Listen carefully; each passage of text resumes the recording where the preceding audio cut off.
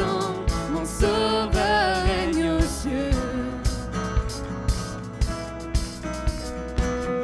Dieu, tu es ma force, mon appui, la forteresse où je me réfugie, le rocher qui protège ma vie.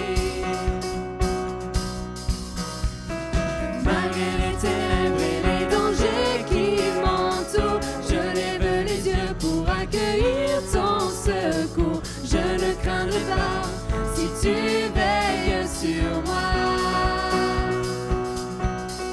Je suis venu pour te rencontrer, pour proclamer que tu es fort et puissant, nul ne peut te résister. Sois glorifié, Dieu, tu es fort et puissant, rien n'est impossible à toi, ô roi des rois. Dieu, tu es fort et puissant, au-dessus de tous les noms, nous déclarons que tu es fort et puissant. Oh, oh, oh, oh, oh.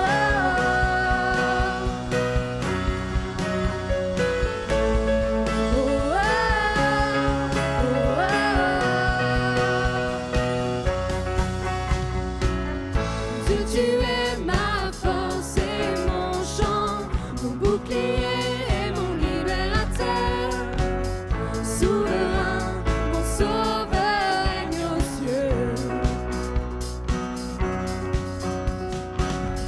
Dieu, tu es ma force, mon appui, mon réconfort et mon plus tendre ami, un rempart devant mes ennemis. Malgré les ténèbres et les dangers qui m'entourent, je lève la voix pour affermir ton amour. Je ne craindrai pas si tu es près de moi.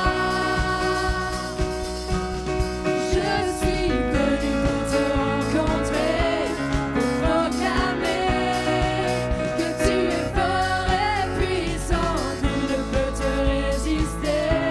Sois glorifié, Dieu, tu es fort et puissant, rien n'est impossible à toi, ô roi des rois. Dieu, tu es fort et puissant, au-dessus de tous les noms, nous déclarons que tu es fort et puissant. Oh, oh, oh, oh.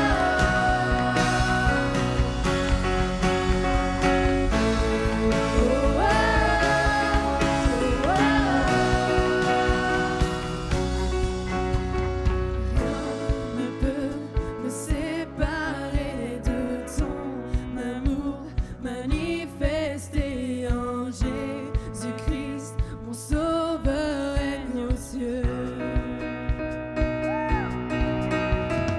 Rien ne peut me séparer de ton amour manifesté en Jésus-Christ, mon sauveur règne aux cieux. Non, rien ne peut me séparer.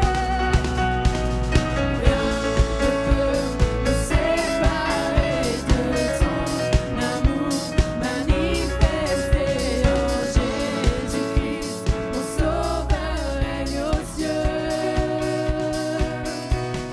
Je suis venu pour te rencontrer, pour proclamer que tu es fort et puissant, nul ne peut te résister. Sois glorifié, Dieu, tu es fort et puissant, rien n'est impossible à toi, ô roi des rois. Dieu, tu es fort et puissant, au-dessus de tous les noms, nous déclarons que tu es fort et puissant. Oh, oh, oh, oh.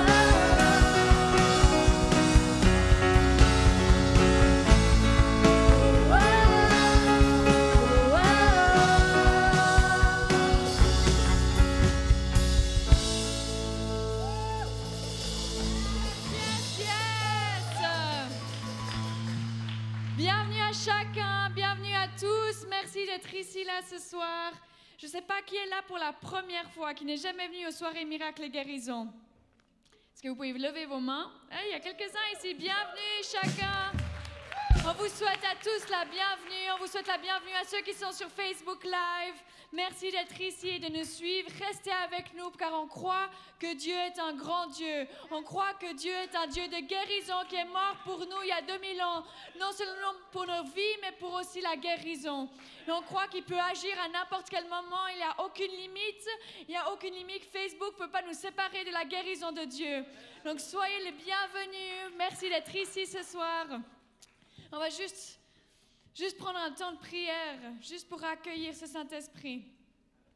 Saint-Esprit, on te remercie d'être ici dans ce lieu. On te remercie car tu es là. On veut que tu te sentes le bienvenu ici. Tu as toute la place et on te remercie. On te remercie de bénir chaque personne qui est ici.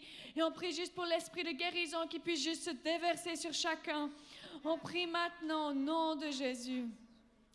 Amen. Amen, amen. On va prendre un temps d'adoration. Merci au groupe. On croit vraiment que Dieu peut guérir à n'importe quel moment et même au temps d'adoration. Donc ouvrez vos cœurs, ouvrez vos esprits car Dieu peut guérir à n'importe quel moment. Il est là, il est ici. À vous.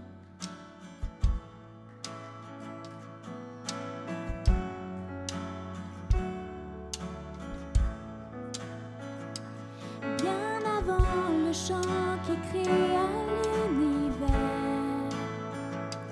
bien avant l'esprit qui planait sur la terre, bien avant que tu me formes de la poussière, tu rêvais du jour où tu pourrais m'aimer. Bien avant les premiers battements de mon cœur, bien avant que je m'éveille à ta douceur, bien avant mes doutes, mes joies et mes douleurs, tu rêvais du jour où je pourrais t'aimer. Tu rêvais du jour où je pourrais t'aimer. Abba Père, je suis à toi. Abba Père, je suis à toi. Abba Père, je suis à toi. Abba Père, je suis à toi.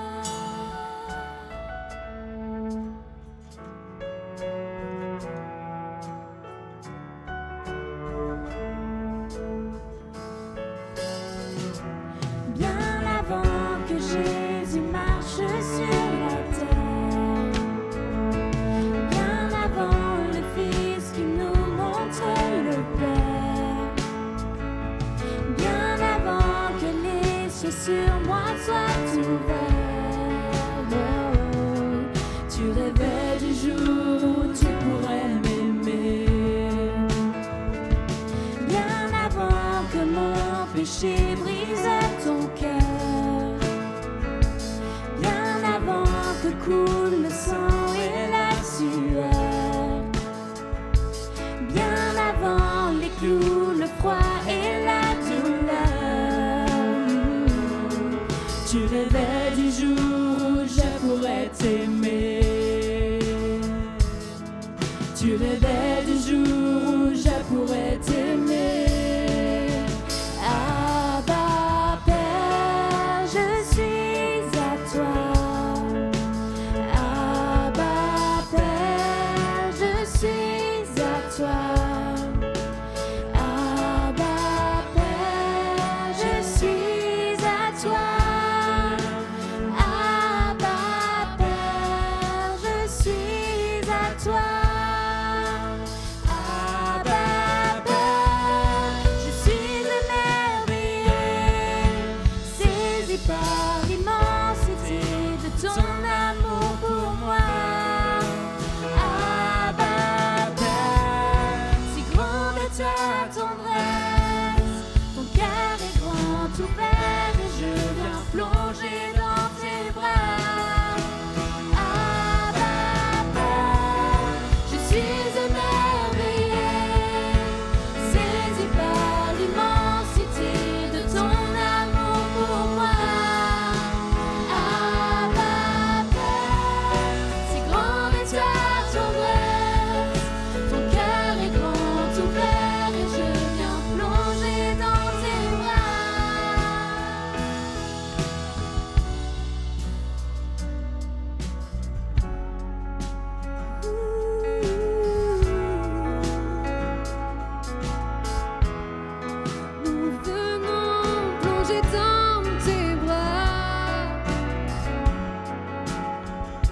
ton amour sans fin, dans ton amour parfait.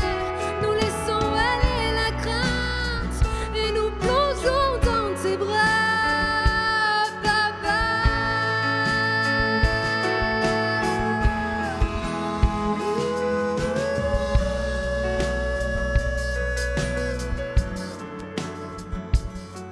Nous plongeons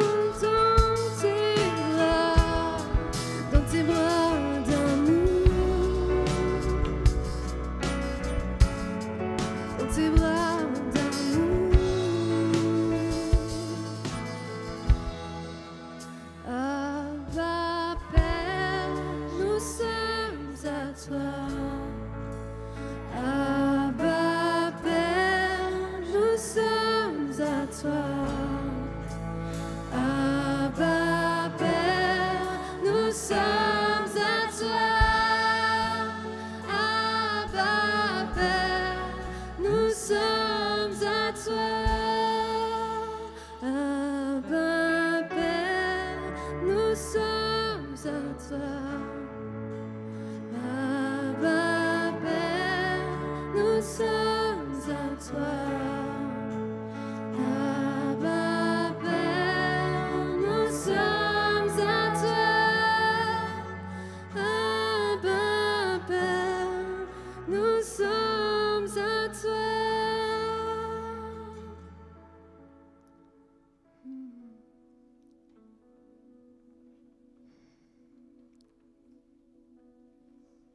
Merci pour ton amour parfait.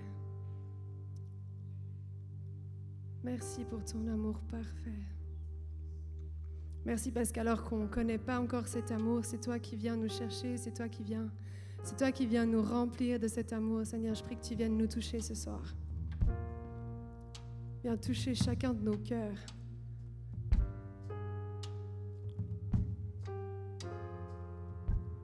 Viens toucher les cœurs ce soir.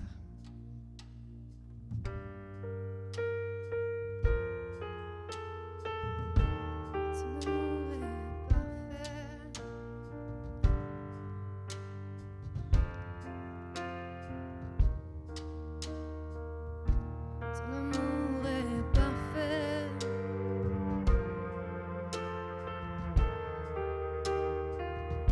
Ton amour est parfait. Ton amour est parfait, parfait.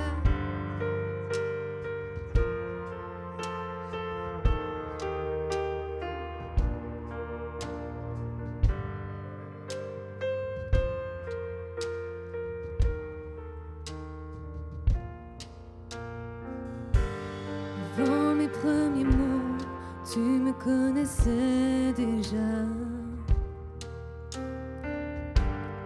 Oui, tu es si bon vers moi.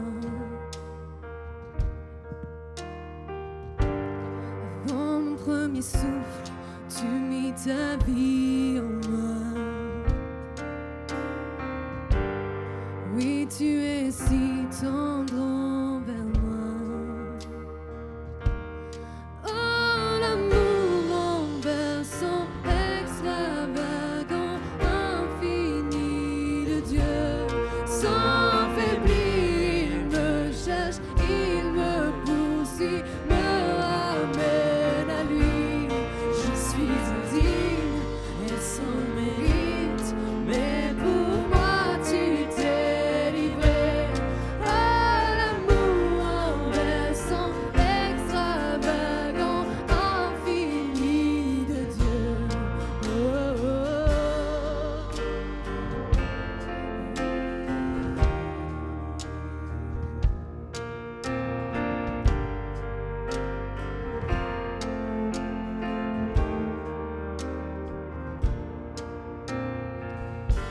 Je te rejetais, sans relâche tu m'aimais.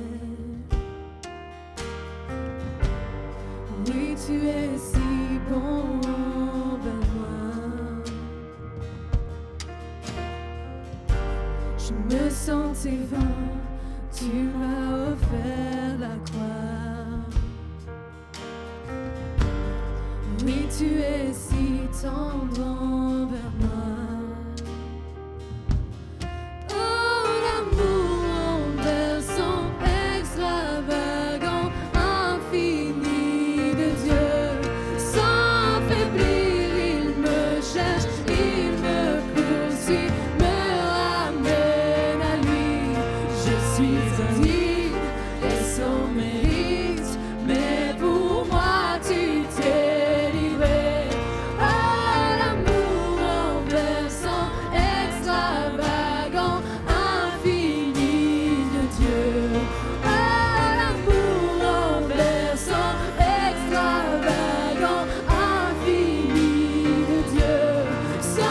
s'affaiblit, il me cherche, il me poursuit, me ramène à lui. Je suis indigne et sans mérite, mais pour moi tu t'es livré.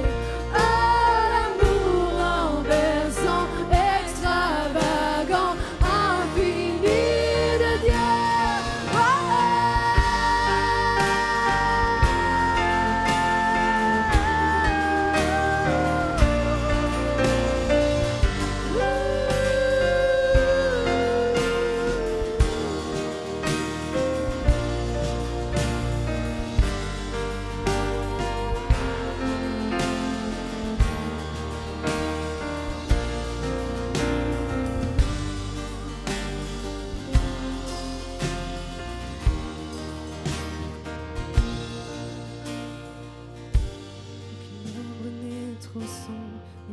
Trop élevé pour que tu me cherches, qu'un mur ne peut résister, les mensonges tenir, sans fin tu me cherches, qu'une ombre n'est trop sombre, les monts trop élevés pour que tu me cherches, qu'un mur ne peut résister, les mensonges tenir, sans fin tu me cherches. Qu'une ombre n'est trop sombre, les monts trop élevés, faut que tu me cherches. Aucun mur ne peut résister, les mensonges tenir, sans fin tu me cherches. Qu'une ombre n'est trop sombre, les monts trop élevés, faut que tu me cherches. Aucun mur ne peut résister, les mensonges tenir, sans fin tu me cherches. Oh, l'amour renversant, extravagant, infini de Dieu. Sans faiblir, il me cherche, il me poursuit, me ramène à lui. Je suis indigne et sans mérite, mais pour moi tu t'es livré. Oh, l'amour renversant, extravagant, infini de Dieu.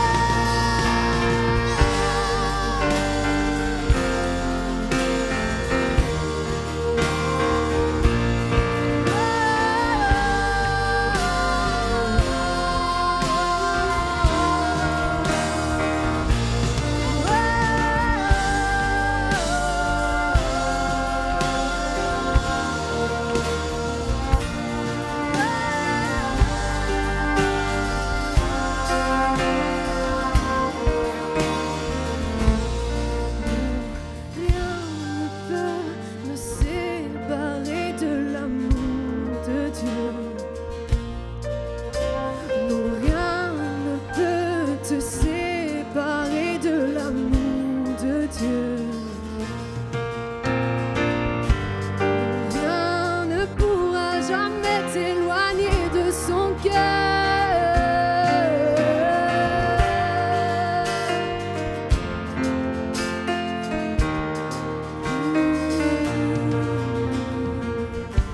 Non, rien ne peut te séparer de l'amour de Dieu. Non, non, non, non. Non, rien ne peut te séparer de l'amour de Dieu.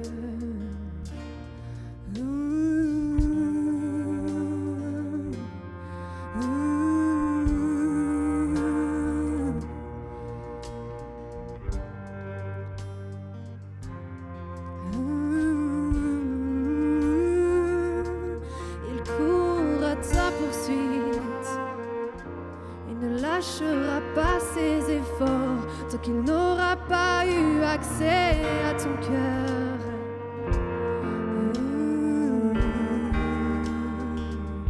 Il ne t'abandonnera jamais, il ne t'abandonnera jamais, il ne t'abandonnera jamais. Peu importe où tu es, peu importe ce que tu fais, il ne t'abandonnera jamais, il ne t'abandonnera jamais, il ne t'abandonnera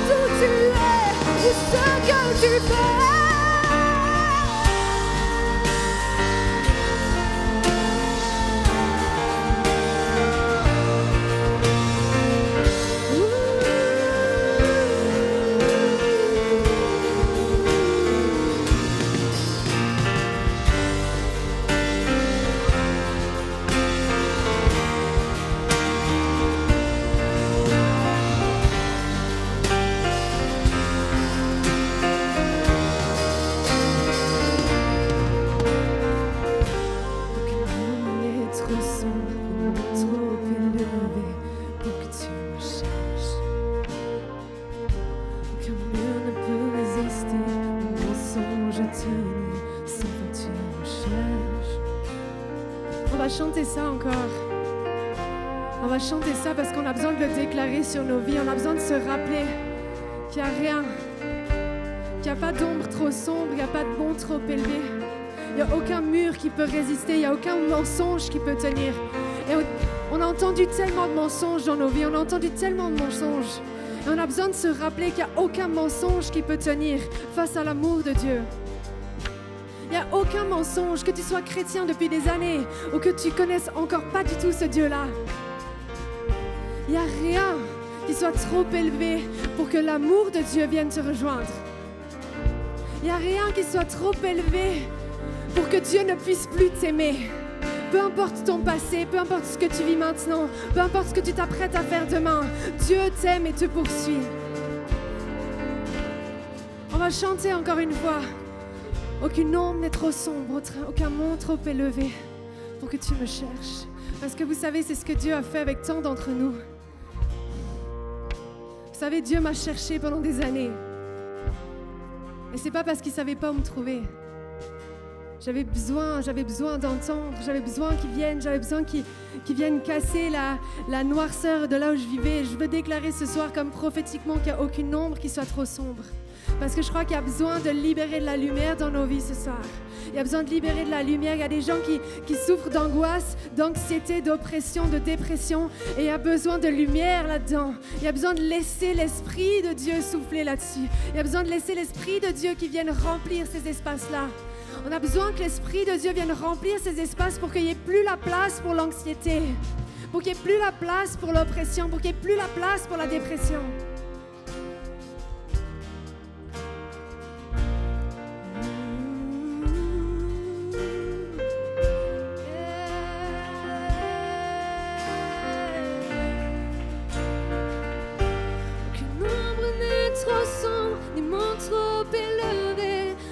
Tu me cherches, déclare-le ce soir.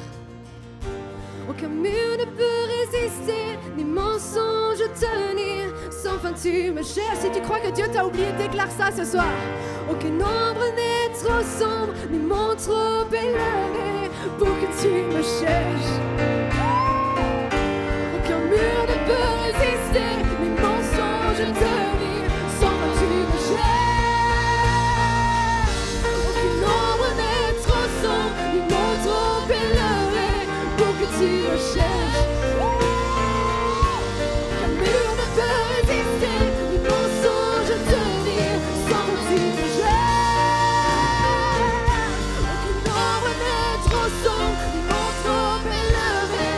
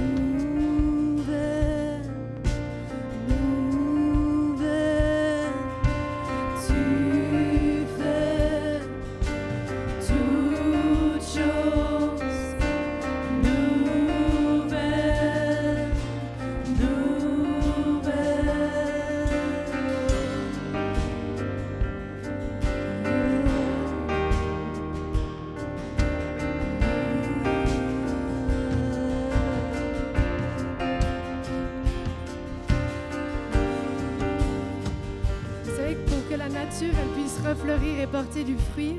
On a besoin de l'hiver pour que les choses elles puissent mourir, pour qu'après ça puisse revenir à la vie. On a besoin de vivre des temps d'hiver. Mais Dieu, c'est celui qui vient ramener le printemps après l'hiver. L'hiver n'est pas supposé durer trop longtemps. L'hiver n'est pas supposé revenir quand le printemps est arrivé.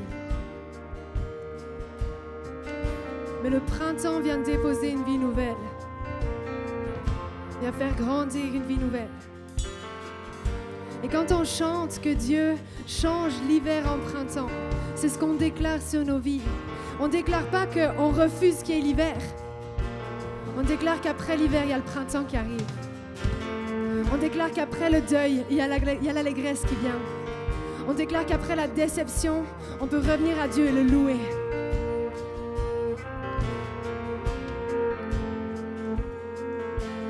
Tu changes la mer, tu m'en douceur. La mer, tu m'en douceur. La mer, tu m'en douceur. Tu changes l'hiver en printemps. L'hiver en printemps. L'hiver en printemps. Tu changes la mer, tu m'en douceur. La mer, tu m'en douceur. La mer, tu m'en douceur. Tu changes l'hiver en printemps. L'hiver en printemps. L'hiver en printemps. Amen. Dieu est en train de faire quelque chose de nouveau ici, en ce lieu, dans cette région. Amen. Ce que je crois que c'est que Dieu est en train de faire quelque chose de nouveau aussi en Europe, en Suisse. On s'attend à lui, on s'attend qu'il vienne se manifester. Et moi, je crois qu'il fait toutes choses nouvelles. Ce que j'ai envie de voir, c'est que chaque ville, chaque village soit touché par cette présence de Dieu. Que dans chaque village, dans chaque ville, il y ait des soirées comme celle-ci où on recherche la face de Dieu, où on recherche Dieu, où on accueille son miraculeux, on accueille ce qu'il est en train de faire. Je ne sais pas si vous êtes avec moi là-dedans, mais moi j'ai envie de voir ce réveil. J'ai envie de voir ce réveil en Europe. J'ai envie de voir Dieu toucher chaque Européen, chaque Suisse. Je crois qu'il y a quelque chose de nouveau.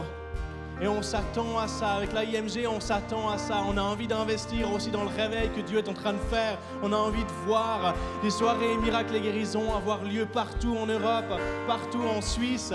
On est à Oron-la-Ville, c'est un petit village. Et je crois que Dieu fait quelque chose dans les petits villages. Et il le fait aussi dans les grandes villes.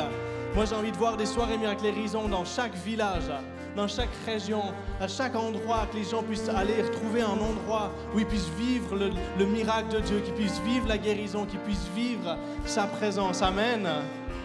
Et ce soir, on va faire passer des paniers. Si vous avez envie de soutenir aussi ce mouvement de l'AIMG, nous aider à pouvoir planter des nouvelles soirées miracles et guérisons ailleurs, qu'on puisse continuer de pouvoir rejoindre l'Europe, continuer de pouvoir rejoindre la Suisse, simplement donner librement. On va reprendre un dernier chant parce qu'on sait que Dieu n'a pas fini ce soir. Si vous pouvez vous lever, après je vous invite à vous lever, qu'on puisse continuer à le louer avec ce dernier chant.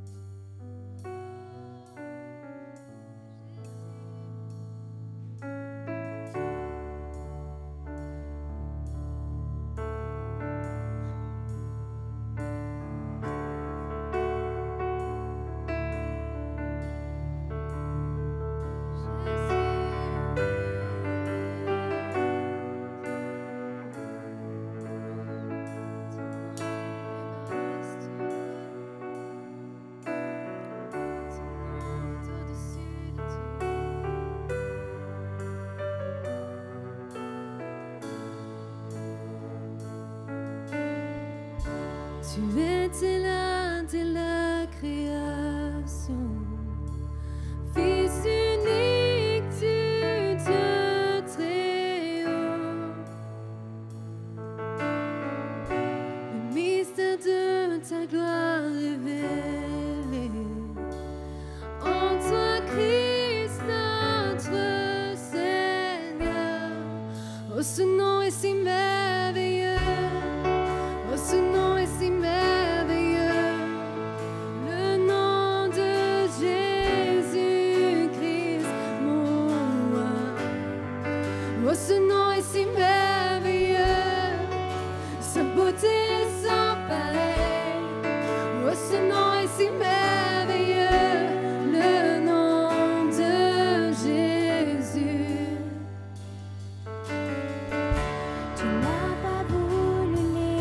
son nom. Alors Jésus, tu es venu. Ton amour a vaincu mon péché. Plus rien ne peut nous séparer. Oh, ce nom est si glorieux. Oh, ce nom est si glorieux. Le nom de Jésus-Christ, mon roi. Oh, ce nom est si glorieux. Sa beauté est sans pareil. Oh, ce nom est si glorieux. Le nom de Jésus. Oh, ce nom est si glorieux. Le nom de Jésus.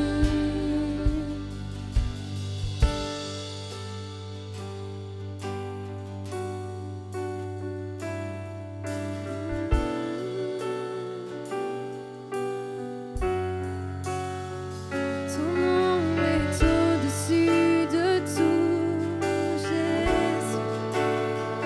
Nous invoquons ton nom, nous élevons ton nom ce soir.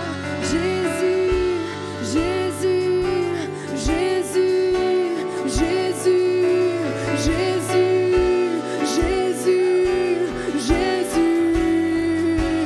La terre a tremblé, le voile s'est déchiré, les armes ont la mort et le péché. Les cieux chantent ta gloire, l'écho de ta victoire, car tu es le roi ressuscité. Tu es sans rival, tu es sans égal, Dieu tu triomphes à tout jamais. À toi soit le règne, à toi soit la gloire, ton nom surpasse tout autre. Tu es sans rival, tu es sans rival, tu es sans égal, Dieu tu triomphes à tout jamais. À toi soit le règne, à toi soit la gloire, ton nom surpasse tout autre nom. Oh, ce nom est victorieux, oh, ce nom est victorieux, le nom de Jésus-Christ, mon roi. Oh, ce nom est victorieux, sa puissance est sans pareil. Oh, ce nom est victorieux, le nom de Jésus. Oh, ce nom est victorieux, le nom de Jésus. Oh, ce nom est victorieux, le nom de Jésus.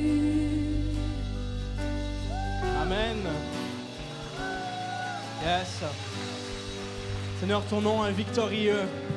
On croit que tu fais de grandes choses et tu continues d'en faire. Amen. Je vais un peu prendre au dépourvu, mais j'ai envie de demander à ceux qui étaient dans les rues cet après-midi si vous n'auriez pas 2-3 témoignages.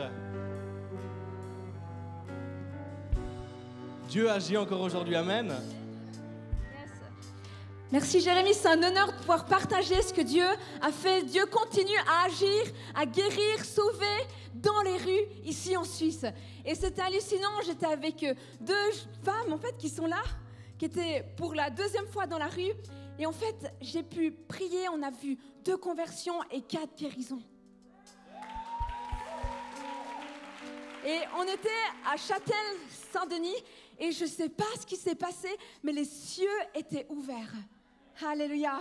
Et en fait, juste pour vous donner un petit highlight, en fait, il y avait une jeune fille qui, justement, elle avait des chaussures vraiment jolies et tout, mais vous savez, certaines fois, les chaussures nous font mal en tant que femme. Et elle avait 2 claques, en fait, et elle n'arrivait pas à marcher. Et je m'approche d'elle avec compassion et tout ça, et je lui fais, est-ce que je pourrais pas juste prier pour toi? Et au moment où je prie pour elle, ces 2 claques sont parties et guéries. Mais le plus fou, c'est qu'il y avait un autre groupe, en fait, à ce moment-là, un groupe d'amis qui se rajoute, et c'est 4 personnes, des amis à cette jeune femme. Et en fait, déjà, d'autres personnes avaient prié pour elle, parce qu'un gars, en fait, avait une prothèse au genou. Et ce qui est fou, c'est qu'il me dit, mais il y a déjà 2-3 personnes, ça fait 2-3 semaines qui ont prié pour moi, pour la guérison. Et je lui dis, mais tu sais, si il y a d'autres personnes qui se sont approchées de toi, c'est parce que Dieu, il cherche ton cœur. Et les jeunes, c'était 4 jeunes devant moi, ils étaient juste hallucinés. Et ils se disaient, mais purée, on n'a jamais entendu ça. Et je les ai invités à venir au groupe de jeunes ici à Oran. Après, je leur ai parlé de Kent, ils le connaissaient, et je crois qu'ils vont venir. J'ai la foi qu'ils vont venir. Amen. Et il y a encore plein de guérisons et plein de miracles et des trucs de fous que Dieu a fait. Et merci vraiment de nous avoir donné l'opportunité d'enseigner ce matin. C'était vraiment un honneur pour nous. Yeah. Merci infiniment. Tu veux aussi partager un témoignage? C'est tout bon? Yes, Dieu agit encore aujourd'hui et il continue. Et parce que Dieu est le même hier, aujourd'hui et pour l'éternité. Amen. Et j'avais envie justement de pouvoir qu'on puisse prier aussi. Vous savez, chaque semaine, l'IMG reçoit des demandes de prière. Vous pouvez aller sur le site internet et remplir une demande de prière. Et j'ai envie qu'on puisse prier ce soir pour toutes ces personnes qui nous écrivent. On veut voir la guérison, on veut voir des percées dans leur vie, on veut voir Dieu agir. Amen.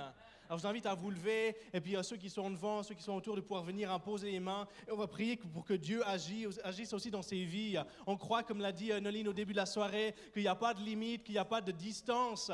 Jésus a guéri à distance aussi. Et on croit que maintenant aussi il veut guérir. Je vous invite à étendre vos mains, qu'on puisse prier pour toutes ces personnes qui ont besoin aussi de prière, qui ont besoin de guérison. On prie, Saint-Esprit, que tu viennes agir dans chacune des vies. On te remercie, Saint-Esprit, parce qu'encore aujourd'hui tu guéris. Et on prie si tu peux venir toucher. On prie que tu viennes toucher les familles, tu viennes toucher les situations, chaque chose tous les sujets de prière. Merci parce que tu viens toucher chaque personne qui ont écrit dans le nom de Jésus. Merci Seigneur pour ton royaume qui se déverse maintenant sur chaque personne qui a envoyé une demande. Seigneur, merci pour ton feu. Seigneur, on implore ta guérison, Seigneur Jésus. Merci parce que rien n'est impossible à ton nom, Seigneur Jésus. Et maintenant, dans le nom de Jésus, on t'appelle, Seigneur. On t'appelle, Esprit, âme et corps, Seigneur. Merci parce que rien n'est impossible à ton nom, Seigneur Jésus. Merci parce que tu l'as déjà fait à la croix, Seigneur. On te rend gloire pour tout ce qui va sortir, les témoignages qui vont sortir de cette soirée. Yes, Amen. Amen. On te remercie, Seigneur, pour ce que tu fais, qu'on puisse continuer de prier pour ça. Dieu agit encore aujourd'hui. Et ça, j'y crois encore plus qu'avant. Amen. Avant qu'on continue la soirée, j'ai quelques annonces. Alors, je vais simplement demander qu'on puisse lancer premièrement les vidéos. Merci beaucoup, Claire. Il n'y a pas de vidéo, c'est que des slides. Hein? Ok, alors je fais les annonces orales. Alors, on a le mois prochain, dans un mois exactement, du 8 au 10 novembre, une conférence médicale et guérison. C'est une conférence qui s'adresse à tous ceux qui sont dans le monde médical, mais même si vous n'êtes pas dans le monde médical ou hospitalier, mais que vous avez à cœur aussi tout ce qui est aussi au niveau médical et guérison, on vous invite à venir. On aura des orateurs extraordinaires, dont aussi Dr. Chauncey Crandall, qui sera là, l'orateur de la soirée miracle et guérison, qui est un docteur reconnu mondialement, qui est professeur à Yale University aux États-Unis et qui, dans son cabinet, voit des centaines de guérisons. C'est un docteur qui passe par-dessus toute peur ou toute, j'en sais rien. Est-ce qu'aux États-Unis, ils ont les mêmes problèmes si on prie dans les cabinets? Je ne sais pas. Lui, il le fait de toute façon et il voit des centaines de guérisons. Et on veut vivre ça aussi en Suisse. Donc, c'est une conférence où on veut se focaliser spécialement sur le côté médical. Mais on vous invite, si vous avez envie de venir et amener vos amis, vos familles le soir parce que Dieu va agir puissamment. Là aussi, il y a l'école prophétique et puissance. Donc, il y a 2 semaines, on avait la conférence prophétique et puissance. Et ce qui suit cette conférence, c'est une école prophétique et puissance. Si vous avez envie de grandir dans la prophétie, on vous invite à aller regarder les informations sur laguérison.org. C'est 6 samedis de formation et ça va être extraordinaire. La conférence présence qu'on aura en mai, l'année prochaine, c'est une conférence, chaque année on l'a, conférence internationale de l'IMG. On vous invite à venir, ce sera à Genève, à l'Arena. Ça va être extraordinaire. Déjà aujourd'hui, je crois qu'il y a plus de 120 pasteurs de Genève qui ont dit on sera là et on va investir, on veut voir Genève sauvée, on a envie de travailler avec chacun de ces pasteurs, on a envie de voir Genève, on a envie de voir la Suisse romande touchée, donc venez à cette conférence, allez regarder les informations sur le site internet. Et d'ailleurs, si vous avez envie de recevoir les informations, les lettres de nouvelles de l'AIMG, on a aussi un journal qui sort, vous pouvez lever vos mains. Il y a des équipiers de prière qui vous donneront une petite feuille. Vous pouvez aussi vous inscrire si vous avez envie de recevoir des informations. Est-ce qu'il y a des gens qui ne reçoivent pas les informations et qui auraient envie de les recevoir? Levez simplement vos mains. Il y a plusieurs mains. Puis les équipiers de prière vont passer. Et puis, on va vous donner, comme ça, vous pourrez tout recevoir, les informations. Une dernière information un peu plus pratique, c'est qu'à la fin de la soirée, j'aurais besoin de 4 personnes qui seraient d'accord de nous aider à ranger la salle. On fait ça chaque samedi. En général, on demande aussi à tous ceux qui sont là durant la journée. Et là, on aura encore besoin de 4 personnes qui seraient d'accord de nous aider à remettre cette église en place. S'il y a 4 personnes qui auraient envie. Yes, magnifique. Merci infiniment. 2. Magnifique. Merci beaucoup, beaucoup. Ça nous aide énormément. Et je vais juste passer la parole à Jérôme qui va nous présenter quelques livres. Merci. Je ne sais pas si vous avez vu, dernièrement, Apple a sorti sa nouvelle version pour les iPhones. Pour ceux qui ont Samsung, vous êtes des hérétiques, ce n'est pas grave, hein, vous pouvez changer de religion bientôt si vous voulez. Mais cette nouvelle version vous dit qu'en fin de semaine, vous pouvez avoir une analyse de combien d'heures vous avez passé sur votre écran. Et j'ai trouvé ça très contre-productif. Ça m'a donné envie d'en faire moins. Je ne vais pas vous dire combien d'heures j'ai fait parce que j'en ai un peu honte. Mais ce n'est pas grave. Je me dis que je vais mettre moins d'heures dans mon écran et plus d'heures à lire des livres. Alors, le premier livre du mois, c'est La Voix de Dieu de Cindy Jacobs. C'est un livre qui va vous inviter à développer le prophétique dans votre vie. Cindy a elle-même un ministère de prière et de prophétie. C'est une prophétesse et vraiment, c'est un must si vous voulez grandir dans ce domaine. Vision de la moisson de Rick Joyner, c'est la version revisitée. Il a écrit ce même livre il y a déjà plus de 20 ans. Et il a ressorti une version revisitée, retravaillée, car ses visions continuent à parler aujourd'hui. Le livre de Kenneth Hagin, Bienvenue dans la famille de Dieu. Kenneth nous invite aussi à développer notre compréhension de ce que c'est la foi chrétienne et comment on grandit. Et je vous invite à le prendre, à le découvrir. C'est pas seulement pour des personnes qui découvrent Jésus, mais c'est aussi pour des chrétiens ils sont ancrés, qui sont là depuis longtemps. Ça permet de mettre des points théologiques sur ce qu'on a vécu et sur ce qu'on vit. Motivé par l'éternité de John Bevere, il est juste incroyable. Le pasteur ici, Nicolas Lehmann, le recommande vivement. C'est un livre qui va juste nous permettre de comprendre ce qu'on fait aujourd'hui, quelles sont les implications dans le futur, dans l'éternité. Et c'est juste une allégorie de plusieurs choses sur comment on vit aujourd'hui, l'influence, à mettre des images sur ce que pourrait être l'éternité pour nous. Et enfin, le dernier livre du mois que j'ai le privilège de vous présenter, Valérie Gonin, qui est l'orateur de ce soir, elle a écrit, elle a revisité dernièrement. Il va le présenter plus amplement lui-même ce soir. Je vais le laisser le faire, mais je suis sûr que c'est de la bombe. Je ne vais pas les livres, juste le micro. Yes, puis si il y a encore des autres livres à l'arrière. Alors, sans plus tarder, c'est mon privilège de pouvoir présenter Valérie Gonin, qui est notre orateur de ce soir. Merci beaucoup. Valérie, qui est père, marié, père de 3 enfants, famille d'accueil aussi, j'ai appris ça, je trouve ça extraordinaire, qui habite dans le Val de Travers. Ça, on a toute notre compassion. Non, c'est pas vrai, ma famille vient du Val de Travers, donc j'ai aussi des racines là-bas, mais on a envie de voir le rêver aussi au Val de Travers. Hein. Donc merci, c'est un privilège de t'avoir ici. Et puis... Super, merci beaucoup, ça va? Je vous donne les salutations du Val de Travers, avec des R, hein, les Neuchâtelois. Les Neuchâtelois, ils prononcent les R très fort. Qui connaît le Val de Travers? Qui n'y est jamais allé encore? Ouais, ben bienvenue, hein? Bienvenue à Motier exactement. Un beau village. Merci beaucoup pour l'invitation. Ça a été dit. Je suis marié à Aline. Nous avons 3 garçons, Miguel, Dylan et Jérémy. Et nous faisons famille d'accueil. Depuis 9 mois maintenant, nous accueillons un jeune Afghan qui vient d'Afghanistan, qui a fui le pays en guerre. Son père était policier et puis voilà, ça s'est mal fini. Il a été assassiné par les talibans là-bas. Il a été envoyé au loin par sa famille. Et puis il est chez nous maintenant depuis 9 mois, un super jeune qui s'appelle Shamsula, le soleil de Dieu. Alors il est musulman pratiquant, mais on a des super partages. C'est vraiment une richesse d'avoir un jeune et indépendamment de la religion, c'est une personne que Jésus aime, que Dieu aime et que Dieu souhaite rencontrer. Et je vous promets que lorsque vous parlez avec lui de ce qu'il comprend de Dieu, parfois c'est bouleversant. Il y a une consécration, il y a quelque chose de fort de sa vie. Et puis il nous en apprend et on partage, on prie ensemble. C'est quelqu'un qui est ouvert à l'évangile, qui est ouvert en tout cas à ce que Dieu veut faire pour sa vie. J'ai été de métier, je suis forestier bûcheron. J'ai travaillé 10 ans comme forestier bûcheron. Est-ce qu'il y a des bûcherons dans la salle? Oh, pas beaucoup, hein? Des gens qui ont déjà essayé de manier une tronçonneuse une fois, qui sont coupés? Non, voilà. J'ai travaillé 10 ans dans les forêts, j'ai été ensuite 8 ans pasteur, j'ai été responsable d'une église pendant 8 ans et je suis maintenant depuis 1 mois, j'ai quitté ce mandat, c'était prévu, et je suis un peu plus, je dirais, missionnaire. J'ai plusieurs mandats, notamment de prêcher l'évangile.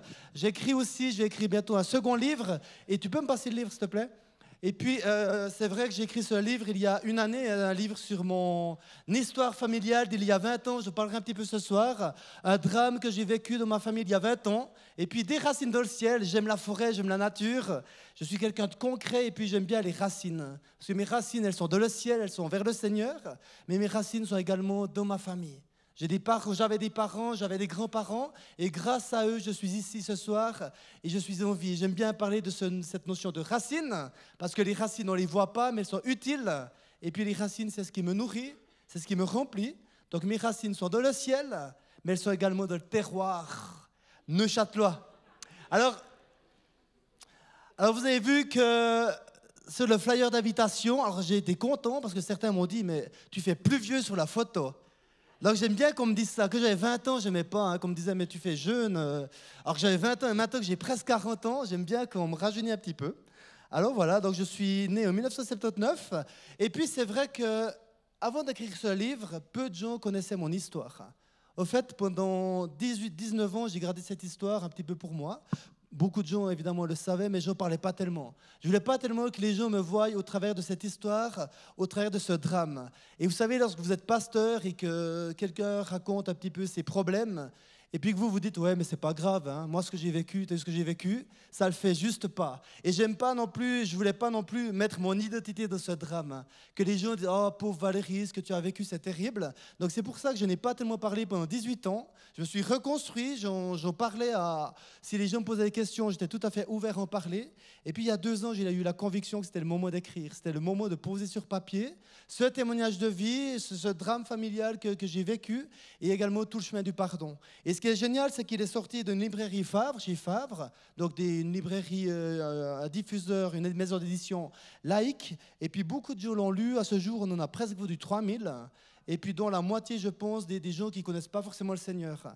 Et les gens sont touchés par ce livre parce que c'est vrai que ce drame, c'est un petit peu l'aboutissement, mais beaucoup de gens se sentent de ce livre avant. Parce qu'avant d'en arriver à de telles extrémités, mon papa qui assassine ma maman, il y a eu des tensions de couple, comme chez beaucoup de couples, et beaucoup de couples se séparent avant ce genre de drame.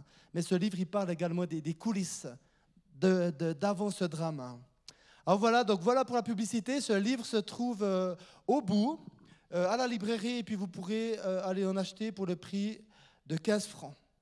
Mais ce soir, j'aimerais dire que peu importe ton vécu, peu importe ton parcours de vie, Jésus, il peut tout. Jésus, il peut te guérir. Jésus peut te sauver. Il ne peut pas juste te sauver, il veut te sauver. Parfois, on entend dire que Jésus, oui, Jésus, il peut guérir. Mais ce soir, j'aimerais dire que Jésus, il veut te guérir. Jésus, on dit toujours qu'il peut faire n'importe quoi, qu'il peut nous relever. Mais ce soir, je crois que Jésus, il veut te relever. Parce que son cœur, c'est la guérison. Son cœur, c'est le salut. Jésus ne m'a pas seulement sauvé, mais il m'a guéri, il m'a restauré, il m'a relevé. Le salut a été immédiat. Un claquement de doigts, j'ai été sauvé. Par contre, la reconstruction, ça a pris un petit peu du temps. Ça a pris plus de temps. Et ce soir, je vais un petit peu parler de ces choses. Ce soir, je vais parler de mon histoire de vie, mais je voudrais qu'elle soit en filigrane par rapport à une histoire qui me touche tellement de la parole de Dieu. Il y a un texte de l'évangile de Jean qui parle de justement ce que Valérie a chanté ce soir. Cette notion d'être de les ténèbres et être de la lumière. Qu'il y a l'hiver, mais après il y a le printemps. Il y a la maladie, mais ensuite vient la guérison. Et c'est un texte que je trouve tellement fort qui se trouve dans Jean 5. Alors c'est quelques versets, ouvrez bien vos oreilles. Oh là, normalement ça devrait venir. Quelques temps plus tard, Jésus remonta à Jérusalem à l'occasion d'une fête juive. Hors de cette ville, près de la porte des brebis, se trouvait une piscine entourée de 5 galeries ouvertes, appelées en hébreu Bethesda. Ces galeries étaient remplies de malades qui y restaient couchés, des aveugles, des paralysés, des impotents. Il y avait là un homme malade depuis 38 ans. Jésus le vit couché. Que-t-il su qu'il était là depuis si longtemps? Il lui demanda, « Veux-tu être guéri ?» « Maître, répondit le malade, je n'ai personne pour me plonger de la piscine que l'eau commence à bouillonner. Le temps que je me traîne là-bas, un autre y arrive avant moi. Eh bien, lui dit Jésus, lève-toi, prends ta natte et marche. Lève-toi, prends ta natte et marche. À l'instant même, l'homme fut guéri. Il prit sa natte, se mit à marcher. Mais cela se passait un jour de sabbat. Et ensuite de quoi on voit que les pharisiens vont leur faire une remarque. Tu n'as pas le droit de marcher avec quelque chose sous le bras. Le jour du sabbat, qui a fait ça? Et puis la personne ne va même pas savoir que c'est Jésus. Et quelques temps plus tard, cet homme va rencontrer Jésus dans le temple. Et Jésus va lui dire, maintenant que tu es guéri, va et ne pêche plus de peur qu'il t'arrive quelque chose de pire. Maintenant que tu es guéri, va et ne pêche plus de peur qu'il t'arrive quelque chose de pire. J'aime tellement cette histoire. Mon histoire, je crois, favorite. Imaginez un petit peu le contexte de la piscine. C'était un endroit sordide et un endroit sans espoir. Tous les malades incurables de la ville, on les parquait, un petit peu comme des bêtes de cet endroit, parce qu'ils faisaient honte. On ne savait plus comment faire, et on sait que la médecine à l'époque, elle n'était pas celle qu'elle est aujourd'hui, et on les parquait dans ces endroits. C'est un endroit qu'on tenait caché des visiteurs. On ne voulait surtout pas que les visiteurs voient cet endroit. Parce que si les gens voyaient cet endroit, ça leur coupe un petit peu l'envie de visiter Jérusalem. C'était un endroit où il y avait forcément des odeurs épouvantables. Un endroit sordide et un endroit où il n'y avait plus d'espoir. Pour ceux qui ont vu le film Ben-Hur, vous connaissez la vallée des lépreux, où on mettait les gens, on leur donnait à manger juste pour qu'ils survivent, mais on ne savait plus quoi en faire. Et pourtant, Jésus y descend. Et pourtant, Jésus n'a pas peur des mauvaises odeurs, Jésus n'a pas peur des problèmes. Il descend de cette piscine de Bethesda. Jésus va dans les endroits où personne n'ose y aller. Jésus n'a pas peur de la saleté, il n'a pas peur de ta saleté. Il n'a pas eu peur de la saleté qu'il y avait dans mon cœur. Et ce lieu honteux est devenu un lieu de salut. Ce lieu qui était le lieu de la honte est devenu le lieu de la guérison. Et ce soir, c'est ce que Jésus veut faire dans ma vie, dans ta vie, dans vos vies. Transformer les endroits où il y a de la honte, de la mort, de la maladie, en lieu de salut, en lieu de guérison. Valérie a chanté tout à l'heure, tu changes l'amertume en douceur. C'est exactement ce que Jésus a fait avec cet homme. Elle a chanté, il ne t'abandonnera jamais. Beaucoup ici, elle a dit, beaucoup ici se sentent abandonnés. Beaucoup ici se sentent seuls. Imaginez ce personnage. Ça faisait 38 ans qu'il était abandonné. 38 ans qu'il était malade. Et pourtant, Jésus va à cet endroit. Et il va relever cette personne. Vous savez que cette histoire de Bethesda, c'est un petit peu l'histoire de ma vie. Je suis né dans un contexte neuchâtelois. J'ai deux frères et sœurs. Nous étions un petit peu une famille neuchâteloise typique, où un papa travaillait, il était horloger, ma maman elle était institutrice. Mais j'avais un père qui était extrêmement dépressif. Mais une personne qui n'assumait absolument pas sa maladie. C'était toujours la faute des autres. Devant les gens, mon père, c'était un exemple. Les gens trouvaient que nous étions une belle famille, modèle. Et pourtant, à l'intérieur, c'était véritablement l'enfer. À l'intérieur, c'était Bethesda, un lieu sordide, un lieu où il y a de la mort, un lieu où il y a de la destruction. Mon père, il avait des problèmes de violence. Pas avec ses mains, mais au niveau de ses paroles. Toute sa vie, il a menacé ma maman. Un jour, je te tuerai. Un jour, je t'égorgerai. Tout le temps, des paroles et des paroles de mort. Ce que mon père aimait faire, entre guillemets, c'est les soirs de Noël de dire à sa famille qu'il allait partir et qu'il n'allait plus revenir. Plusieurs fois, on a dû demander à la police d'intervenir avec les chiens pour aller chercher mon papa qui menaçait de se suicider. Et j'ai grandi dans ce contexte vraiment de terreur, où mon père, à tout moment, il pouvait piquer la mouche pour un oui, pour un non, et puis il partait toute la nuit, on ne sait pas trop où. Et puis le soir, pour rentrer le matin, il claquait la porte pour que tout le monde se réveille en sursaut. Véritablement, il nous faisait vivre vraiment dans un climat de terreur. On ne sait pas tout pourquoi, on ne sait pas trop pourquoi, et pourtant, là-dedans, on me parlait de Dieu. Nous fréquentions une église évangélique extrêmement légaliste, extrêmement stricte en quelque sorte. Tous les dimanches, nous devions aller au culte. Et de louper le dimanche matin, c'était absolument impensable. Alors imaginez la semaine, vous vivez l'enfer avec votre père. Et le dimanche, vous devez aller au culte, mettre la cravate, lire la Bible et louer Dieu. Ah non, on louait pas, on devait laisser les mains en bas. Je rigole un petit peu en disant ça. Donc imaginez l'image que j'avais de Dieu. Pour moi, Dieu, c'était un Dieu lointain, c'était un Dieu distant, un Dieu dont il fallait se méfier. Toute ma vie, on disait, mais Valérie, si tu ne donnes pas ta vie à Jésus, tu vas finir en enfer. C'est juste, mais la façon dont c'était dit, ce n'était pas juste. On ne prêchait pas l'amour de Dieu, on prêchait la peur de l'enfer. Alors tous les soirs, avant d'aller au lit, je demandais pardon à Dieu pour tous les péchés que j'avais faits. Et j'étais un jeune homme, un enfant turbulent, et je faisais plein, et je rajoutais plein de pardon pour être sûr que si Jésus revienne, il allait me prendre avec lui. Mais je rigole un petit peu aujourd'hui, mais quand tu es enfant, tu as 5-6 ans, et tu as toujours peur que Jésus revienne la nuit, à l'improviste, prendre ta famille, et toi tu seras sur le carreau, ça laisse réellement des traces. Et ça laissait des traces de ma vie. Ma vie ressemblait un petit peu à ce personnage. J'étais seul, j'étais abandonné, je ne me sentais pas bien. Et pourtant, il y avait des lueurs d'espoir parfois. Parfois, mon papa allait un petit peu mieux. Ma maman, c'est quelqu'un qui priait tellement pour sa famille. Mais ma maman, elle pensait que qu'en tant que chrétien, il fallait se soumettre à son mari. Il fallait prier pour son mari. Et toute sa vie, elle n'a rien dit. Toute sa vie, elle a prié pour son mari. Elle a fait le dos rond, elle nous a protégés. Et amen pour toutes ces prières. Mais c'était le début d'un drame qui allait se jouer 20 ans plus tard. Ma vie ressemblait un petit peu à ce personnage que j'ai cité de la Bible. Qu'en est-il de ta vie? Est-ce que parfois tu as l'impression d'être comme cette personne au bord de la piscine, abandonnée, malade, seule, de le rejet, de la mort, de la honte?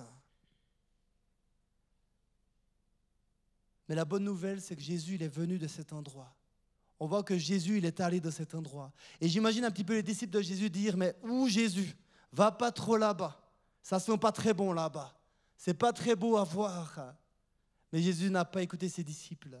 Il est allé dans cet endroit, amener la vie, amener la guérison, amener le salut. Jésus n'a pas peur des mauvaises odeurs. Jésus n'a pas peur de voir peut-être l'état de ton cœur ce soir. Jésus n'a pas peur de ces choses. Et vous savez quoi? Vous savez où est-ce que Jésus est né? Jésus est né d'une crèche. C'est l'endroit le plus sordide où un enfant puisse naître, la crèche. Et Jésus est né de la crèche, c'est pour pouvoir s'identifier à n'importe qui. Pour que personne puisse dire, mais Jésus, tu n'as jamais connu ce que j'ai vécu. Jésus a connu tout ce que j'ai vécu. Il a connu tout ce qu'on vit actuellement. C'est pour cet endroit, c'est pour cette raison que l'évangile, c'est une bonne nouvelle. Alors Jésus, il s'approche de cette personne et va lui poser une question. Oh, j'ai vraiment un problème. Il va lui poser une question. Veux-tu être guéri? Quelle drôle de question. Jésus, il pose la question à cette personne, mais est-ce que tu veux être guéri? Et puis la personne ne va même pas répondre. La personne ne va même pas répondre oui ou non. Quelle drôle de question. Mais vous savez que cette personne n'avait jamais vu Jésus. Elle ne connaissait que la religion juive, une religion qui était pleine de principes, qui était pleine de contraintes. Alors la question, veux-tu être guéri? Il ne savait pas quoi dire, tellement il était déçu, tellement il n'y avait plus d'espoir de sa vie. La personne n'a même pas répondu. Elle a juste dit, mais de toute façon, il n'y a jamais personne pour m'aider. Je connais tellement de gens qui disent ça. De toute façon, il n'y a jamais personne qui est là pour moi. Je suis toujours tout seul. Je suis toujours abandonné. Je suis toujours dans le rejet. Moi-même, à une question telle que celle-là de Jésus, j'aurais dit, mais déjà, tu parles Jésus, donc ça c'était une première nouvelle. Et puis on m'a toujours enseigné que Jésus, il pouvait guérir, mais que Jésus c'était de l'ancien temps qui guérissait. Et maintenant on a juste la parole et un jour on sera vers lui, il n'y aura plus de maladie, mais ici-bas, on est là pour subir la vie. C'est un petit peu le message qu'on m'avait passé. Et tellement de chrétiens, tellement de personnes qui ne connaissent pas le Seigneur aussi pensent ça, que la terre c'est un petit peu l'antichambre du ciel, lorsqu'un jour on sera vers lui. Mais la bonne nouvelle, c'est que Jésus veut venir ici-bas et maintenant de la piscine de Bethesda, te sauver, te guérir, de te relever aussi. Quelle image as-tu de Dieu? Est-ce que pour toi, Dieu, c'est un Père proche qui souhaite te rencontrer, qui souhaite te visiter? Ou est-ce que Dieu, c'est un Dieu lointain, un Dieu distant? Pour moi, que j'étais petit, Dieu, il fallait s'en méfier. Moins on le côtoyait, moins on prenait de risques de le fâcher ou d'attirer la foudre sur sa vie. Mais Dieu, il n'est pas comme ça. Dieu, il est proche. Dieu, il souhaite une relation avec toi. Cette personne ne va pas dire oui, non, elle va dire les autres. En fait, ce malade était malade physiquement, mais il était dans l'aigreur et le ressentiment. Et je connais tellement de personnes qui sont malades, qui sont dans l'aigreur et le ressentiment. Et il y a de quoi parfois, lorsque pendant 38 ans tu es malade et qu'il n'y a jamais personne qui fait quoi que ce soit pour toi, où on a l'impression que personne fait quelque chose pour soi, qu'il y ait de l'aigreur et qu'il y ait du ressentiment. Cette personne était dans le rejet, cette personne était dans la haine. Moi, j'ai souffert longtemps de rejet. Vous savez, lorsque j'avais 14-15 ans, j'étais un gars turbulent et puis mes parents ne m'ont jamais laissé faire du sport d'un club. Parce que faire du sport, c'est le monde. En tant que chrétiens, nous étions séparés du monde. Nous n'osions pas faire du foot, nous n'osions pas aller au cinéma, on n'osait pas aller aux fêtes de village. Et quand tu as 15 ans et que tu as tous tes copains qui commencent à sortir, à se mettre en couple, tout ça, c'est extrêmement difficile. Donc chaque fois, tu trouves des mensonges, tu trouves des excuses. Mais ça, c'est dur pour un gars de 15 ans. Lorsque tu es coupé du monde. Et tous les dimanches, tu dois aller au culte. Et en plus, c'est un culte où on s'ennuie, puis on s'endort. Puis la semaine, tu vis l'enfer à la maison. C'est terrible, toutes ces choses. Il y avait tellement de rejet dans ma vie, tellement une envie de mourir, une image de moi catastrophique. Lorsque j'avais 17 ans et une fille s'approchait de moi pour discuter, je tournais la tête. Je me disais, mais qu'est-ce qu'elle va trouver de bien en moi? C'est impossible. Tellement l'image de moi avait été altérée, tellement mon image personnelle était cassée. Waouh! Mais Dieu est là. Et Dieu, c'est un Dieu qui relève. Et Dieu, c'est un Dieu qui guérit. Cette personne, elle était malade physiquement, mais pas seulement. Son cœur était malade. Son cœur était malade. On connaît tellement de gens comme ça, qui pensent que les autres sont égoïstes, qui pensent qu'ils sont abandonnés.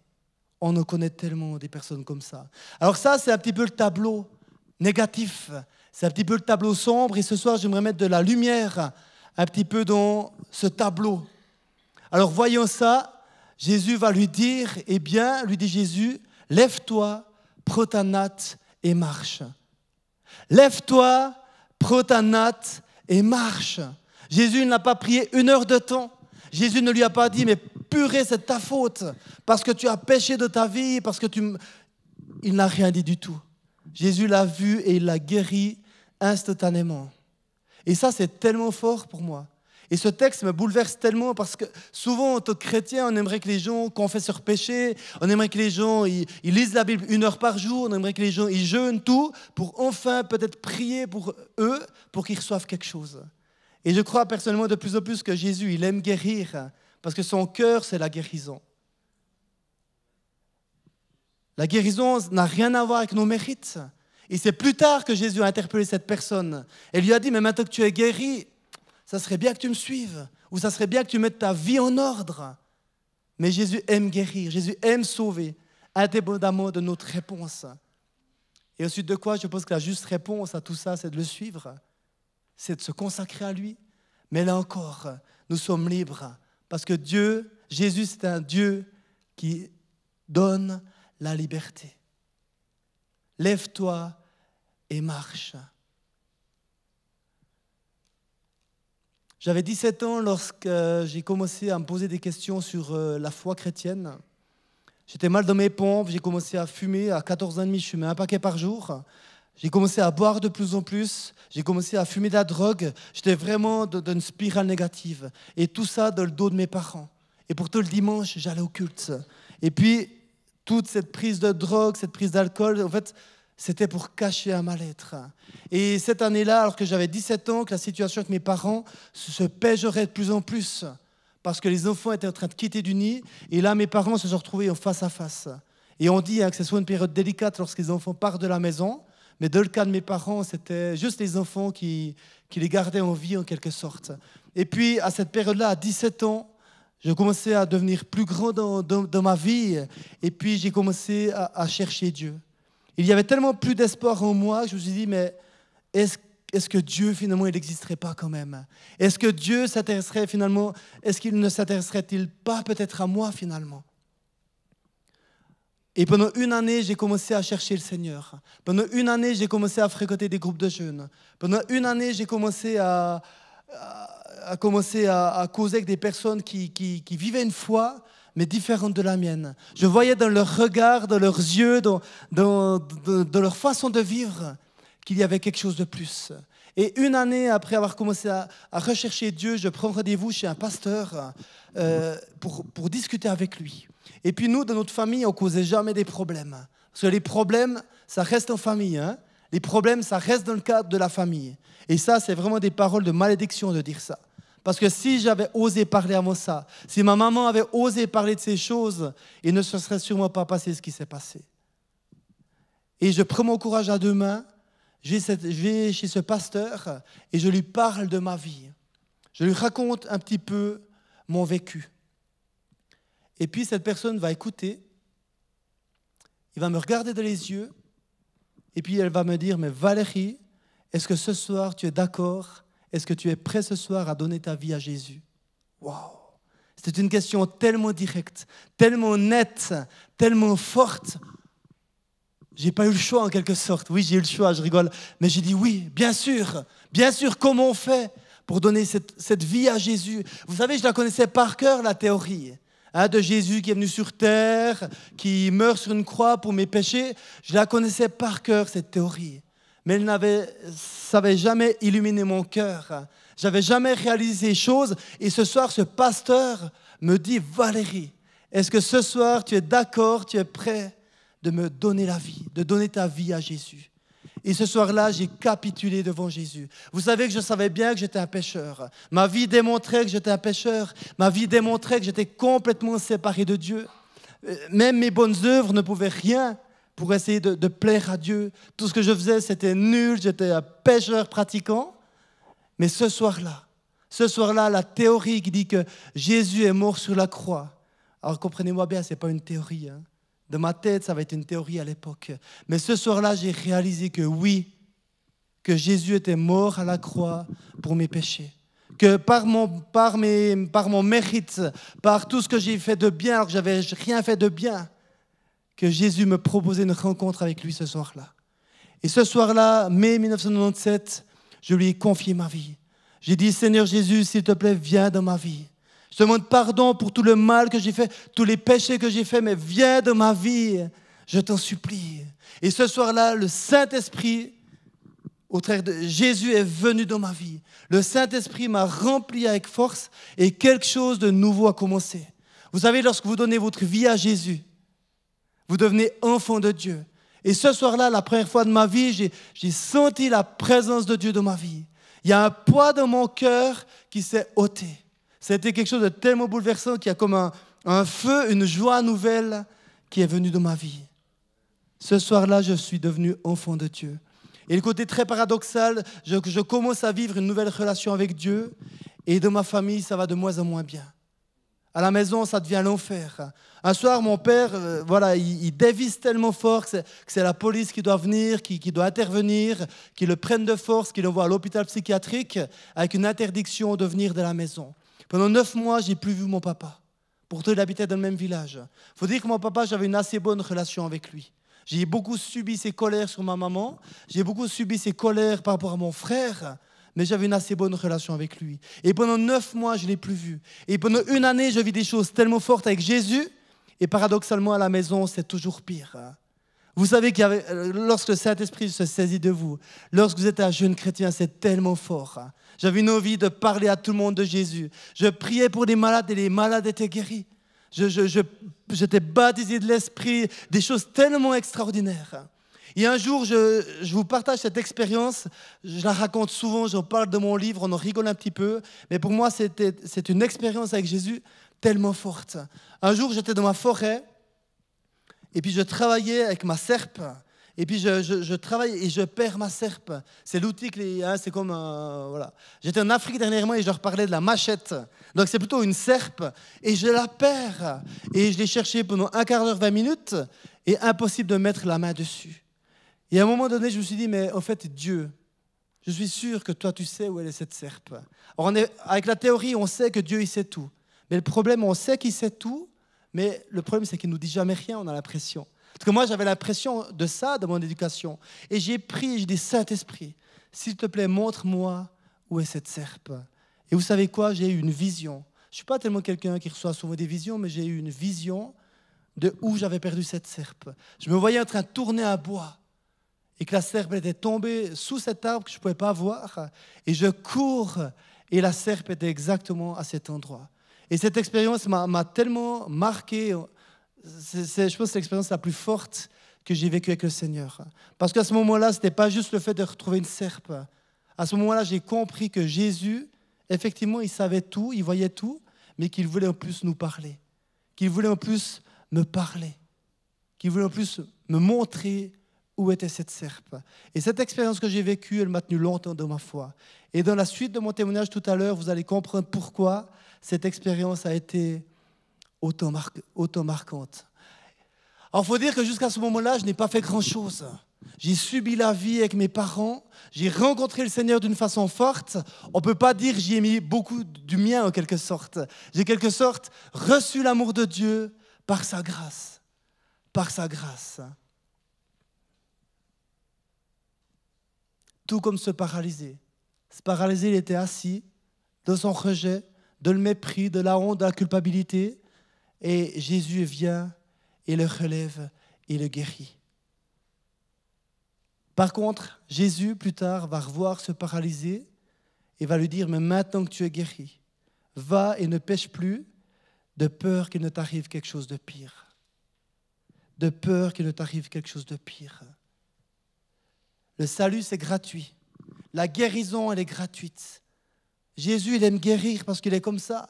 Lorsque mon fils il fait du vélo avec les mains dans le dos puis il tombe par terre, ça ne m'aiderait pas l'idée d'y mettre un coup de pied en lui disant « Mais punaise, je t'avais dit de ne pas le faire. » Je vais le consoler, je vais le guérir. Et plus tard, je vais dire « Mais Dylan, arrête de faire ça. » De peur qu'il t'arrive quelque chose de pire. Et ça serait quoi, quelque chose de pire?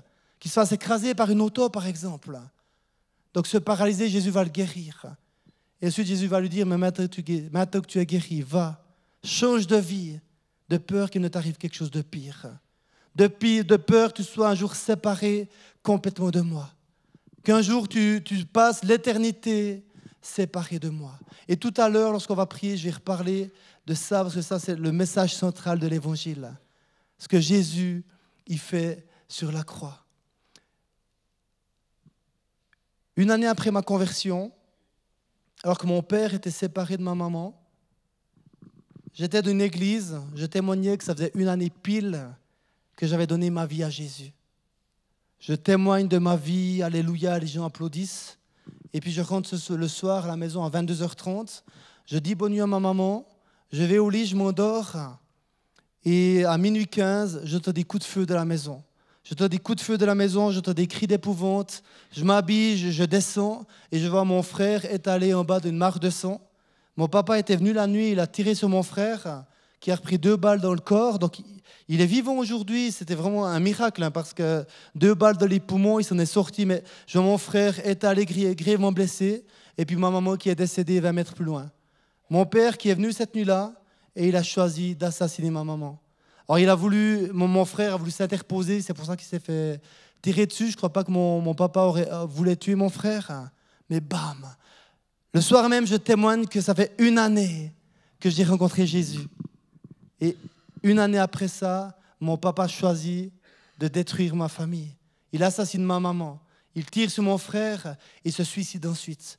4 heures après, on apprend que mon père s'est suicidé. Waouh! Jésus, t'étais où? Jésus, pourquoi tu as permis ça? Si Dieu était vraiment bon, pourquoi il a permis ça? Mais mon papa a eu le choix de faire ça.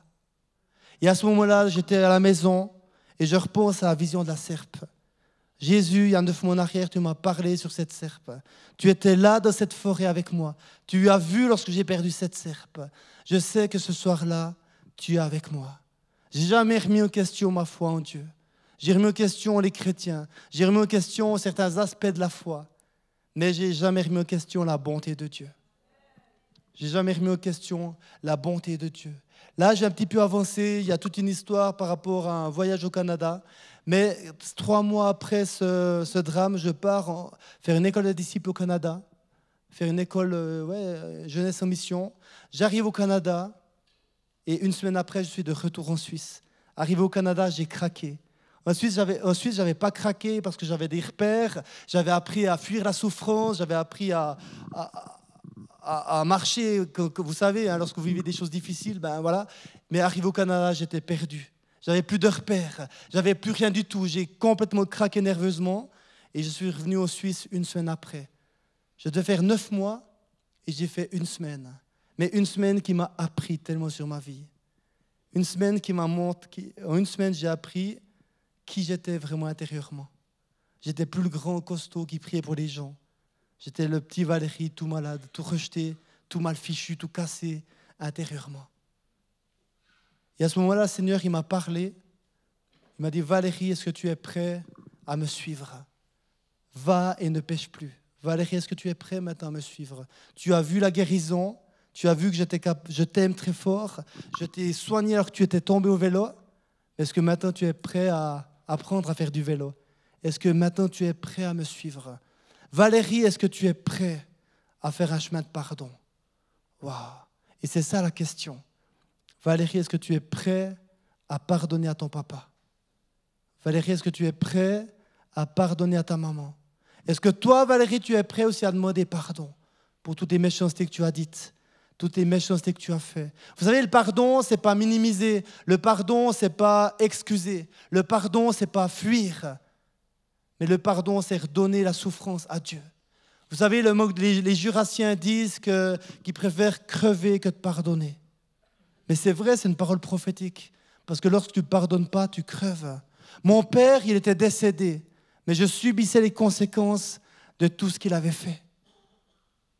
Donc j'aurais pu dire non, j'y pardonnerai jamais. Mais en attendant, c'est moi qui subissais les conséquences de tout ça. Et le Seigneur m'a amené dans un chemin de pardon. Demain, je vais prêcher ici, je vais un peu plus développer la notion du pardon. Je ne vais pas trop parler de ça ce soir, mais j'étais complètement courbé. Et le Seigneur m'a amené dans un chemin de pardon. Ça a pris du temps. Ça a été des luttes, ça a été des combats. Mais la vision de la croix avait été tellement forte 1 année avant, où j'avais vu Jésus qui pardonnait à Valérie, où j'avais vu Jésus qui donnait sa vie pour Valérie, pour le pardon de mes péchés, qu'à ce moment-là, j'ai compris que moi, je devais faire de même. Et j'aime bien cette vision de la croix. Il y a la notion de la verticalité, mais il y a la notion de l'horizontalité. Une croix, ça ne peut pas être juste une pièce. Une croix, il y a un côté vertical, il y a un côté horizontal. Et j'ai pardonné à mon père. J'ai libéré le pardon sur sa vie. Aujourd'hui, je peux parler de mon père avec décence.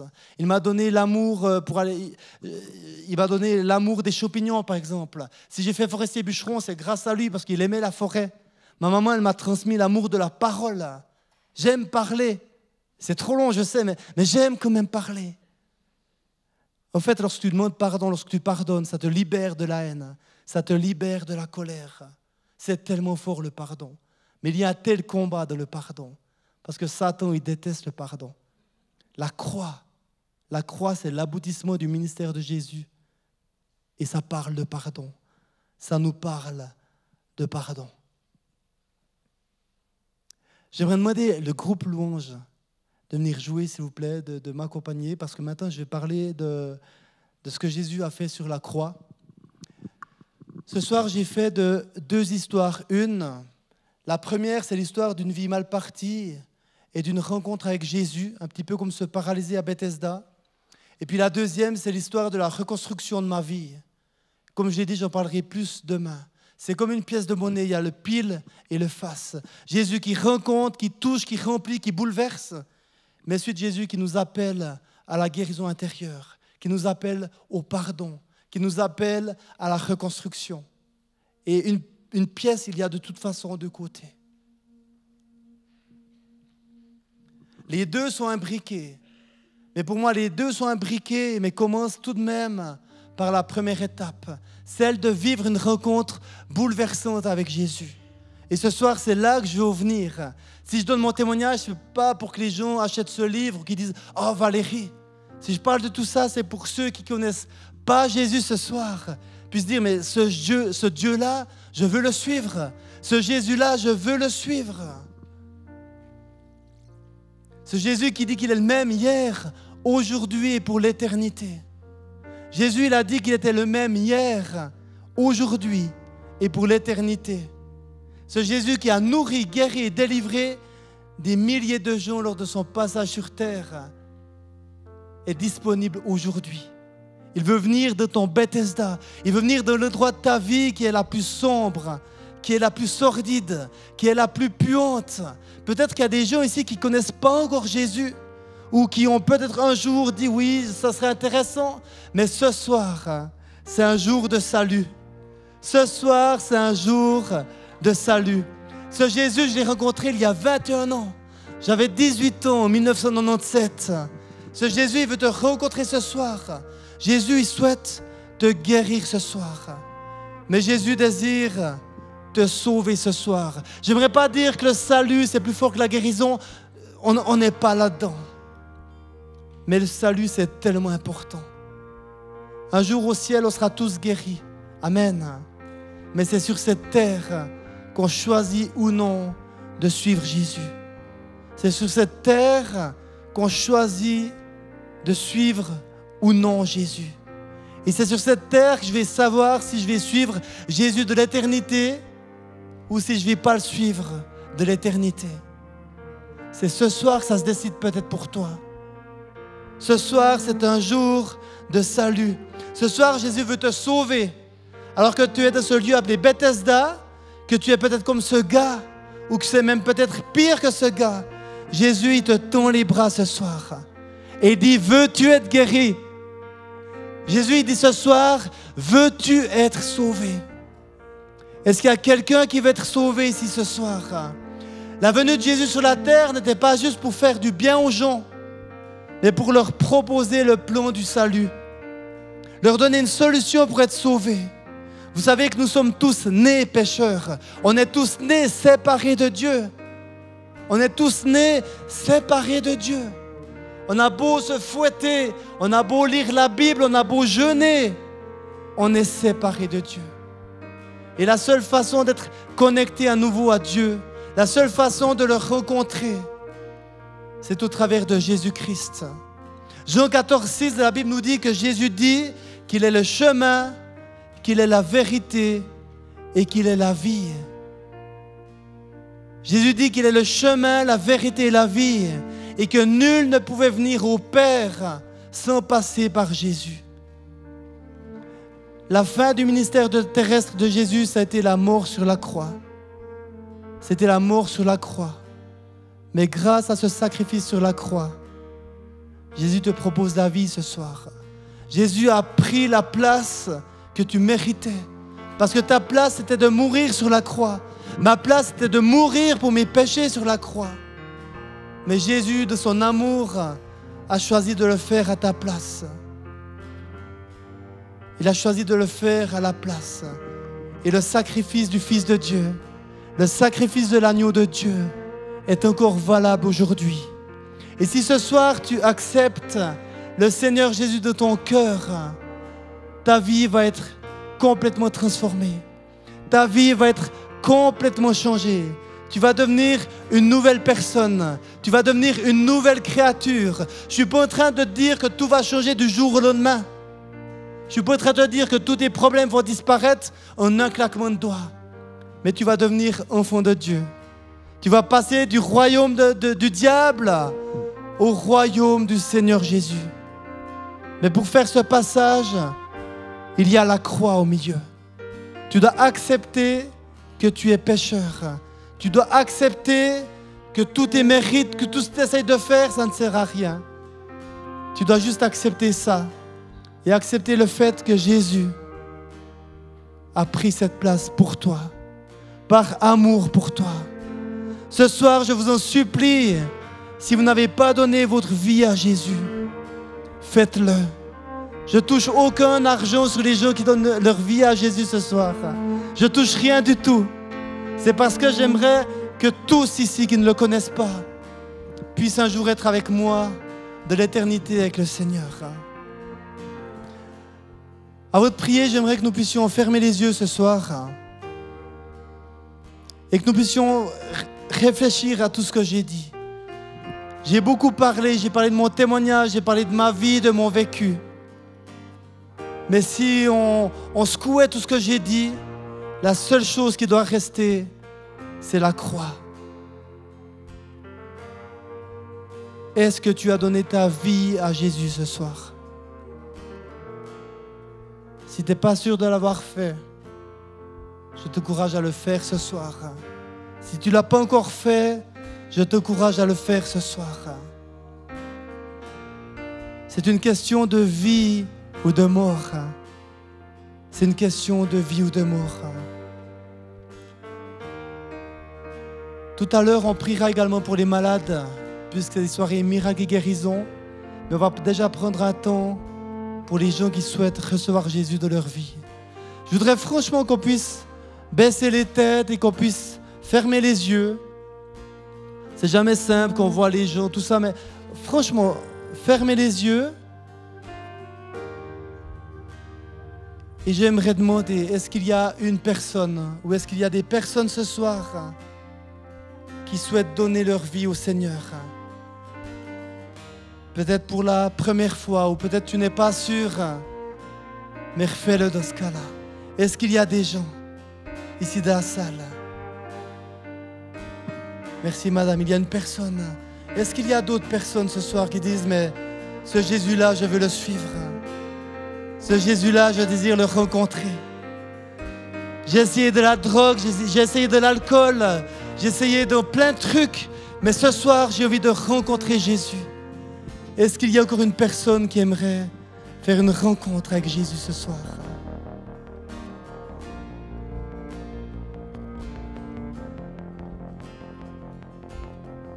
Est-ce qu'il y a encore une personne ce soir qui aimerait donner sa vie à Jésus?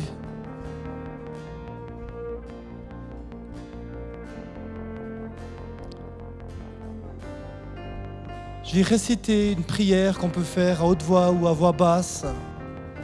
S'il y a d'autres personnes qui souhaitent la faire, faites-la avec moi, mais c'est juste une prière où on dit au Seigneur Jésus qu'on veut lui donner notre vie. Et la dame qui a levé la main, c'est super si vous récitez cette prière de tout votre cœur. On va prier ensemble. Seigneur Jésus, je reconnais ce soir que je suis pécheur. Je reconnais ce soir que j'ai essayé par toutes sortes de moyens de m'approcher de toi. Mais ce soir, je réalise que je n'y arrive pas et que j'ai besoin de toi. Et Seigneur, je reconnais que tu es mort sur la croix pour mes péchés. Et Seigneur, je te demande pardon pour tous les péchés que j'ai faits. Et ce soir, je veux devenir ton enfant, Jésus. Ce soir, je me repens de tous les péchés que j'ai faits et je souhaite te rencontrer, Jésus. Je souhaite te rencontrer, Jésus. Merci pour la croix, Jésus. Merci parce que ce soir, je suis une nouvelle création. Merci parce que ce soir, je suis une nouvelle créature.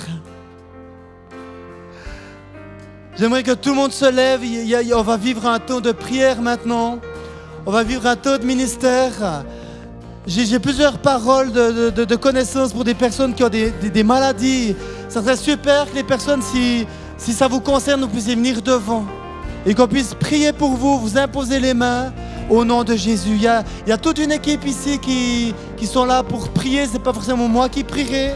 Je pense que de l'équipe, il y a aussi d'autres paroles qui seront là. Mais on va vivre un temps de prière où on veut prier pour les malades.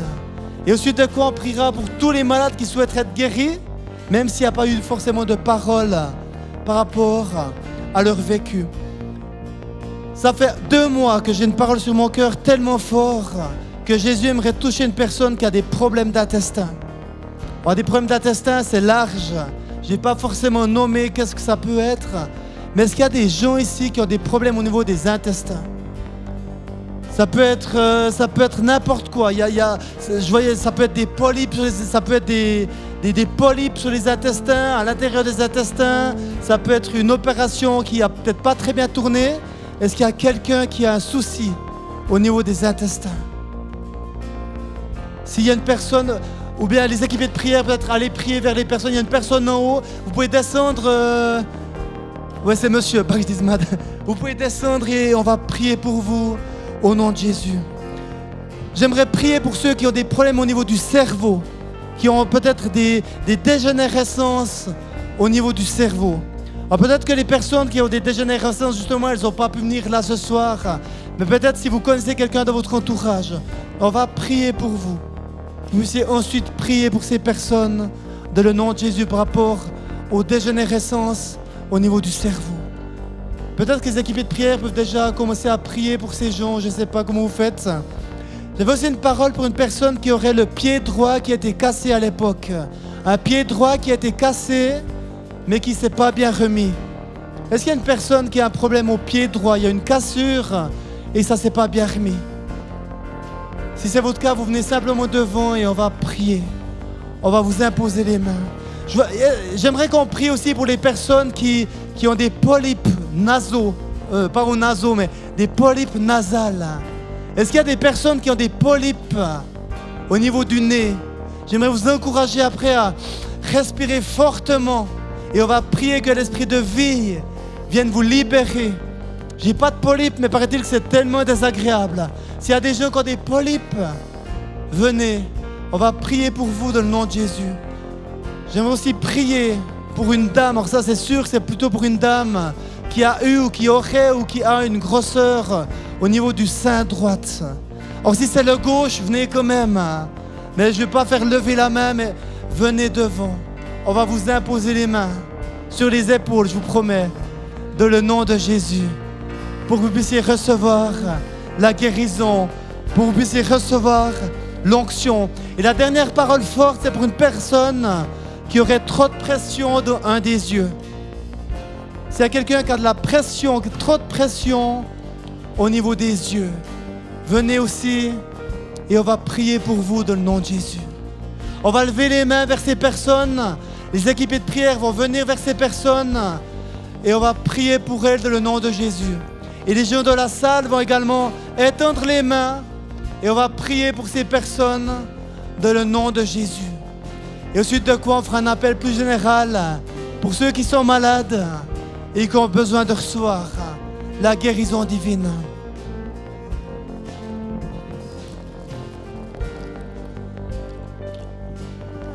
Père, dans le nom de Jésus, on prie pour toutes ces personnes. On prie pour toutes ces personnes et on prie la guérison. Et dans le nom de Jésus, je veux prier pour toutes les personnes qui ont des polypes. Je prie que le souffle du Saint-Esprit vienne souffler de ces narines et que ces personnes reçoivent la guérison. Reçoivent la guérison au niveau des narines. Polypes, vous quittez dans le nom de Jésus. Polypes, vous quittez dans le nom de Jésus. Vous disparaissez dans le nom de Jésus, polypes. Vous disparaissez dans le nom de Jésus. Amen, Jésus. C'est qui la personne qui aurait un problème au pied droit? Il y a quelqu'un ici? Une cassure qui s'est mal remise. Ok, tu pries. Seigneur, je prie pour cette dame dans le nom de Jésus. L'onction de guérison sur cette cheville. L'onction de guérison sur ce pied. Dans le nom de Jésus, que les os se remettent. Que les os se remettent. Dans le nom de Jésus. Que les os se remettent. Dans le nom de Jésus. Dans le nom de Jésus.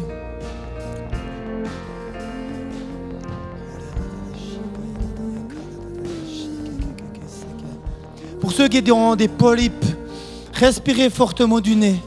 Respirez, vous soufflez, vous respirez par le nez.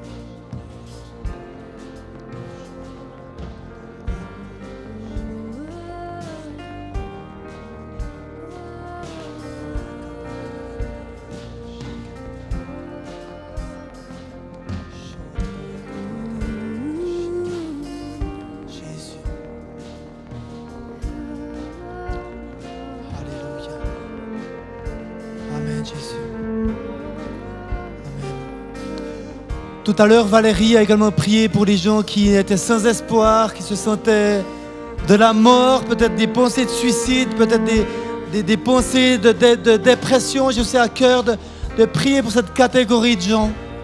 Alors c'est peut-être un peu gênant de venir, peu importe, mais je prie, Seigneur, dans le nom de Jésus. Je prie pour un esprit de vie sur toutes ces personnes qui sentent la mort. J'aimerais dans le nom de Jésus prendre autorité contre l'esprit de mort maintenant dans le nom de Jésus. Il y a des gens de la salle qui ont déjà pensé à mettre fin à leur jour.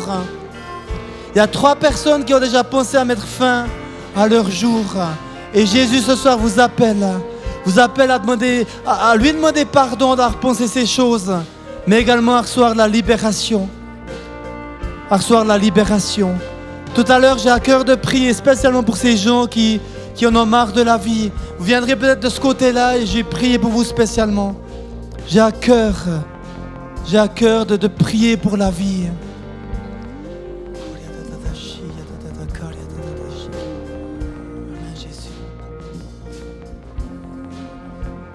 Et maintenant, j'aimerais inviter peut-être les personnes qui n'ont pas été nommées, qui ont besoin de recevoir une guérison, qui ont besoin de recevoir une délivrance à venir devant.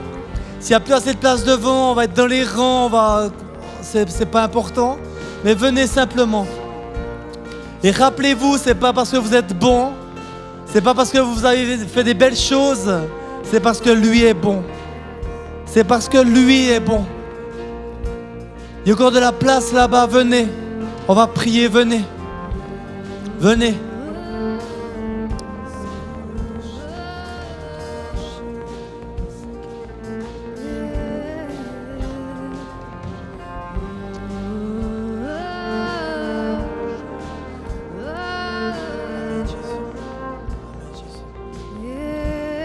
Même si c'est la 8e fois qu'on prie pour toi, viens quand même. Viens quand même. Viens quand même. Père, je proclame un soir de miracle. Je proclame que le Dieu qui a guéri cet homme à Bethesda, de cet endroit épouvantable, est le même ce soir.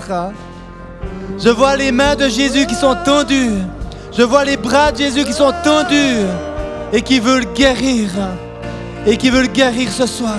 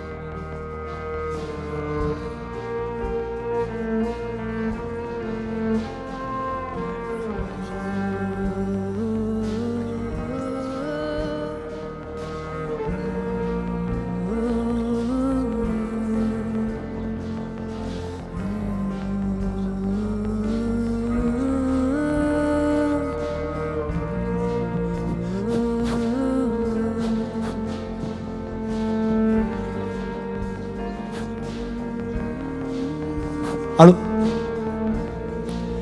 Est-ce qu'il y a une personne ce soir qui aimerait déjà parler d'une guérison qu'elle est en train de vivre ce soir? Ça peut être des fourmillements d'une jambe, ça peut être quelque chose, un ressenti. Est-ce que quelqu'un aimerait déjà témoigner de ce que Jésus est en train de faire maintenant? Quelques mots.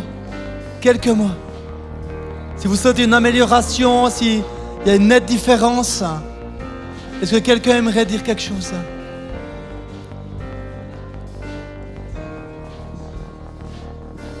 Amen. Dieu est en train de toucher les corps ce soir. Si vous êtes là, vous avez besoin qu'on prie pour vous, levez la main. Si vous n'avez pas encore reçu la prière, il y a plein de gens ici, les équipés de prière, si vous pouvez venir. Si vous avez besoin de la prière, levez la main. On veut prier pour vous, on veut passer du temps à prier pour vous. Saint-Esprit, on te remercie pour ce que tu fais. On prie, Saint-Esprit, que tu puisses saturer cet endroit de la guérison. Saint-Esprit, on te remercie. On te remercie maintenant. On libère la guérison dans le nom de Jésus. Viens toucher les corps dans le nom de Jésus. Viens toucher les corps dans le nom de Jésus. Que tous ceux aussi qui sont dans la salle puissent y étendre les mains. Étendre les mains vers ceux qui sont devant. On veut prier. C'est pas certaines personnes qui guérissent. On est un peuple qui guérit, une église qui guérit. Et ce qu'on veut voir, c'est que tout le monde soit guéri. Alors étendez les mains aussi. Priez pour la guérison. Priez pour les gens qui sont autour de vous. Merci Jésus pour ce que tu fais. Merci Saint-Esprit. Merci Saint-Esprit. Si vous avez besoin de prière, encore, vous pouvez lever la main. Il y a des gens encore ici qui ont besoin. Si vous êtes ici et que vous avez un problème dans votre corps, descendez, venez ici, on a envie de prier pour vous. Si vous avez besoin d'un miracle dans votre vie, c'est peut-être émotionnel, c'est peut-être d'autres choses, c'est peut-être même financier, c'est peut-être familial.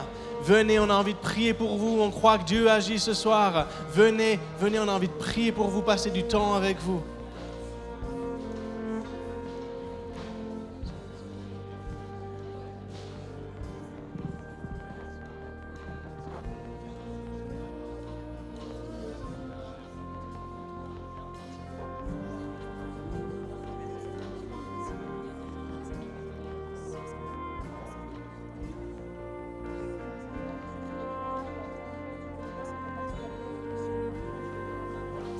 Si vous avez besoin de la prière, venez devant. Venez devant ici. Il y a des gens qui veulent prier pour vous. Venez ici devant. Si vous avez besoin de la prière, les équipés de prière, si vous pouvez venir, venez devant. Il y a des gens ici, des équipés de prière qui veulent prier pour vous.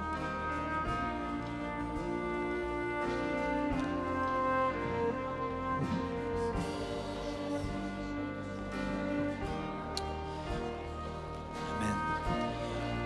J'ai d'autres paroles de connaissance pour d'autres personnes peut-être. Comme Valérie l'a dit, j'ai cette notion de sensibilité au niveau de l'estomac. Problème aussi de digestion lié aux intestins, constipation, diarrhée chronique. Si c'est vous, vous pouvez vous avancer. On sera heureux de prier pour vous et de vous voir être guéri. Aussi au niveau des vertèbres du dos, j'ai vu une personne être redressée. Si vous avez l'impression ou si vous souffrez de courbure, comme si vous vous sentez un peu bosselé, venez devant, on sera heureux de vous voir être redressé, de voir votre colonne réalignée. Amen.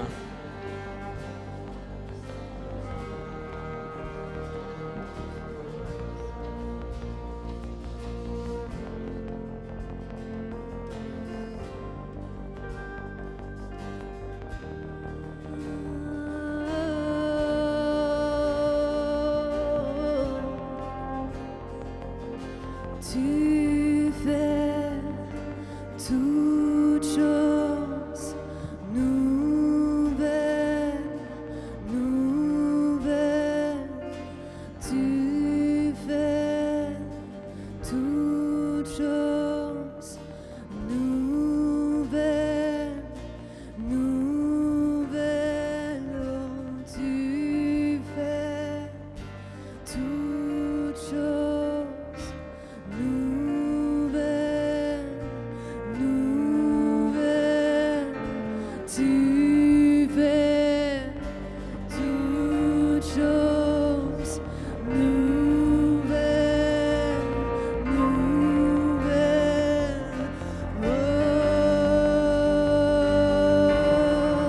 Saint-Esprit, on prie que tu viennes Saint-Esprit, viens toucher. Si vous avez besoin de guérison, venez. Simplement aussi, étendez vos mains devant vous. Le Saint-Esprit peut vous toucher là où vous êtes. Merci Saint-Esprit. Merci Saint-Esprit. Si vous avez besoin encore de guérison, levez la main. Il y a encore des équipiers de prière qui sont là.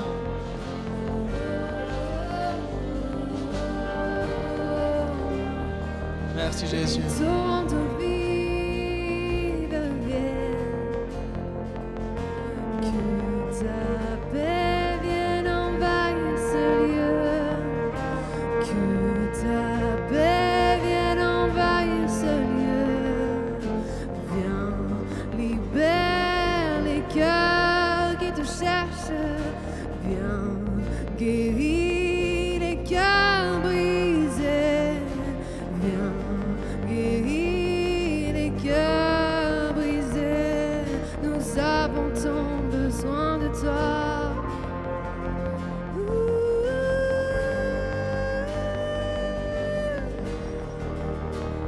Saint-Esprit, descends sur nous.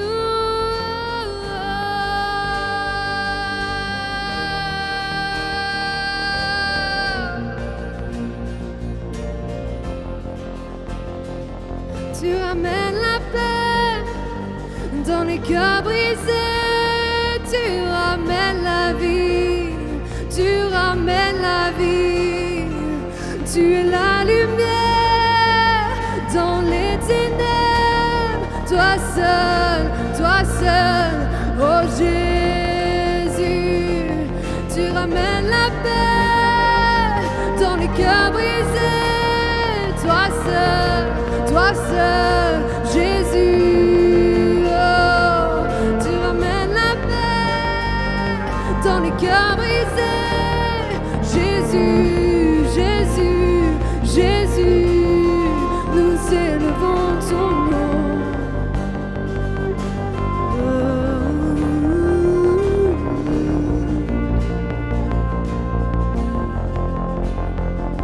Merci Saint-Esprit. Si vous avez besoin encore de guérison, venez devant, il y a des équipiers de prière. On va gentiment terminer la soirée, clôturer cette soirée. On va clôturer le temps aussi sur Facebook. Alors j'ai envie de souhaiter une bonne soirée à tous ceux qui nous ont regardés en live sur Facebook. On prie pour que la guérison puisse venir là aussi où vous êtes. Il y a quelqu'un qui a besoin de prière pour un pied. On déclare maintenant sur le pied gauche, dans le nom de Jésus, une guérison puissante maintenant dans le nom de Jésus. On prie, Saint-Esprit, que tu la touches. Tu touches cette femme dans le nom de Jésus maintenant. Saint-Esprit, on te remercie parce que tu viens toucher son pied. On prie pour la guérison dans le nom de Jésus. On te remercie, Saint-Esprit, parce qu'il n'y a pas de limite. Et tu viens toucher toutes les autres personnes qui ont besoin de guérison, qui nous regardent sur Facebook. On libère la guérison dans le nom de Jésus. On vous donne rendez-vous le 10 novembre. Ici à Oron ou alors en live sur Facebook. Et une bonne soirée à tous ceux qui nous ont regardés sur Facebook, une bonne soirée à tous ceux qui étaient là ce soir. Si vous avez besoin encore de guérison, venez devant. On a envie de passer du temps avec vous, on a envie de pouvoir prier pour vous. Sinon, soyez bénis dans votre retour à la maison. Je prie pour la bénédiction sur votre vie, la bénédiction sur votre famille. Et que vous soyez bénis là où vous êtes, dans le nom de Jésus. Et la prochaine date, c'est le 10 novembre, ici, avec Dr. Chauncey Crandall, qu'on aura la chance d'avoir. Donc, on se réjouit de vous avoir. Et une bonne soirée à chacun.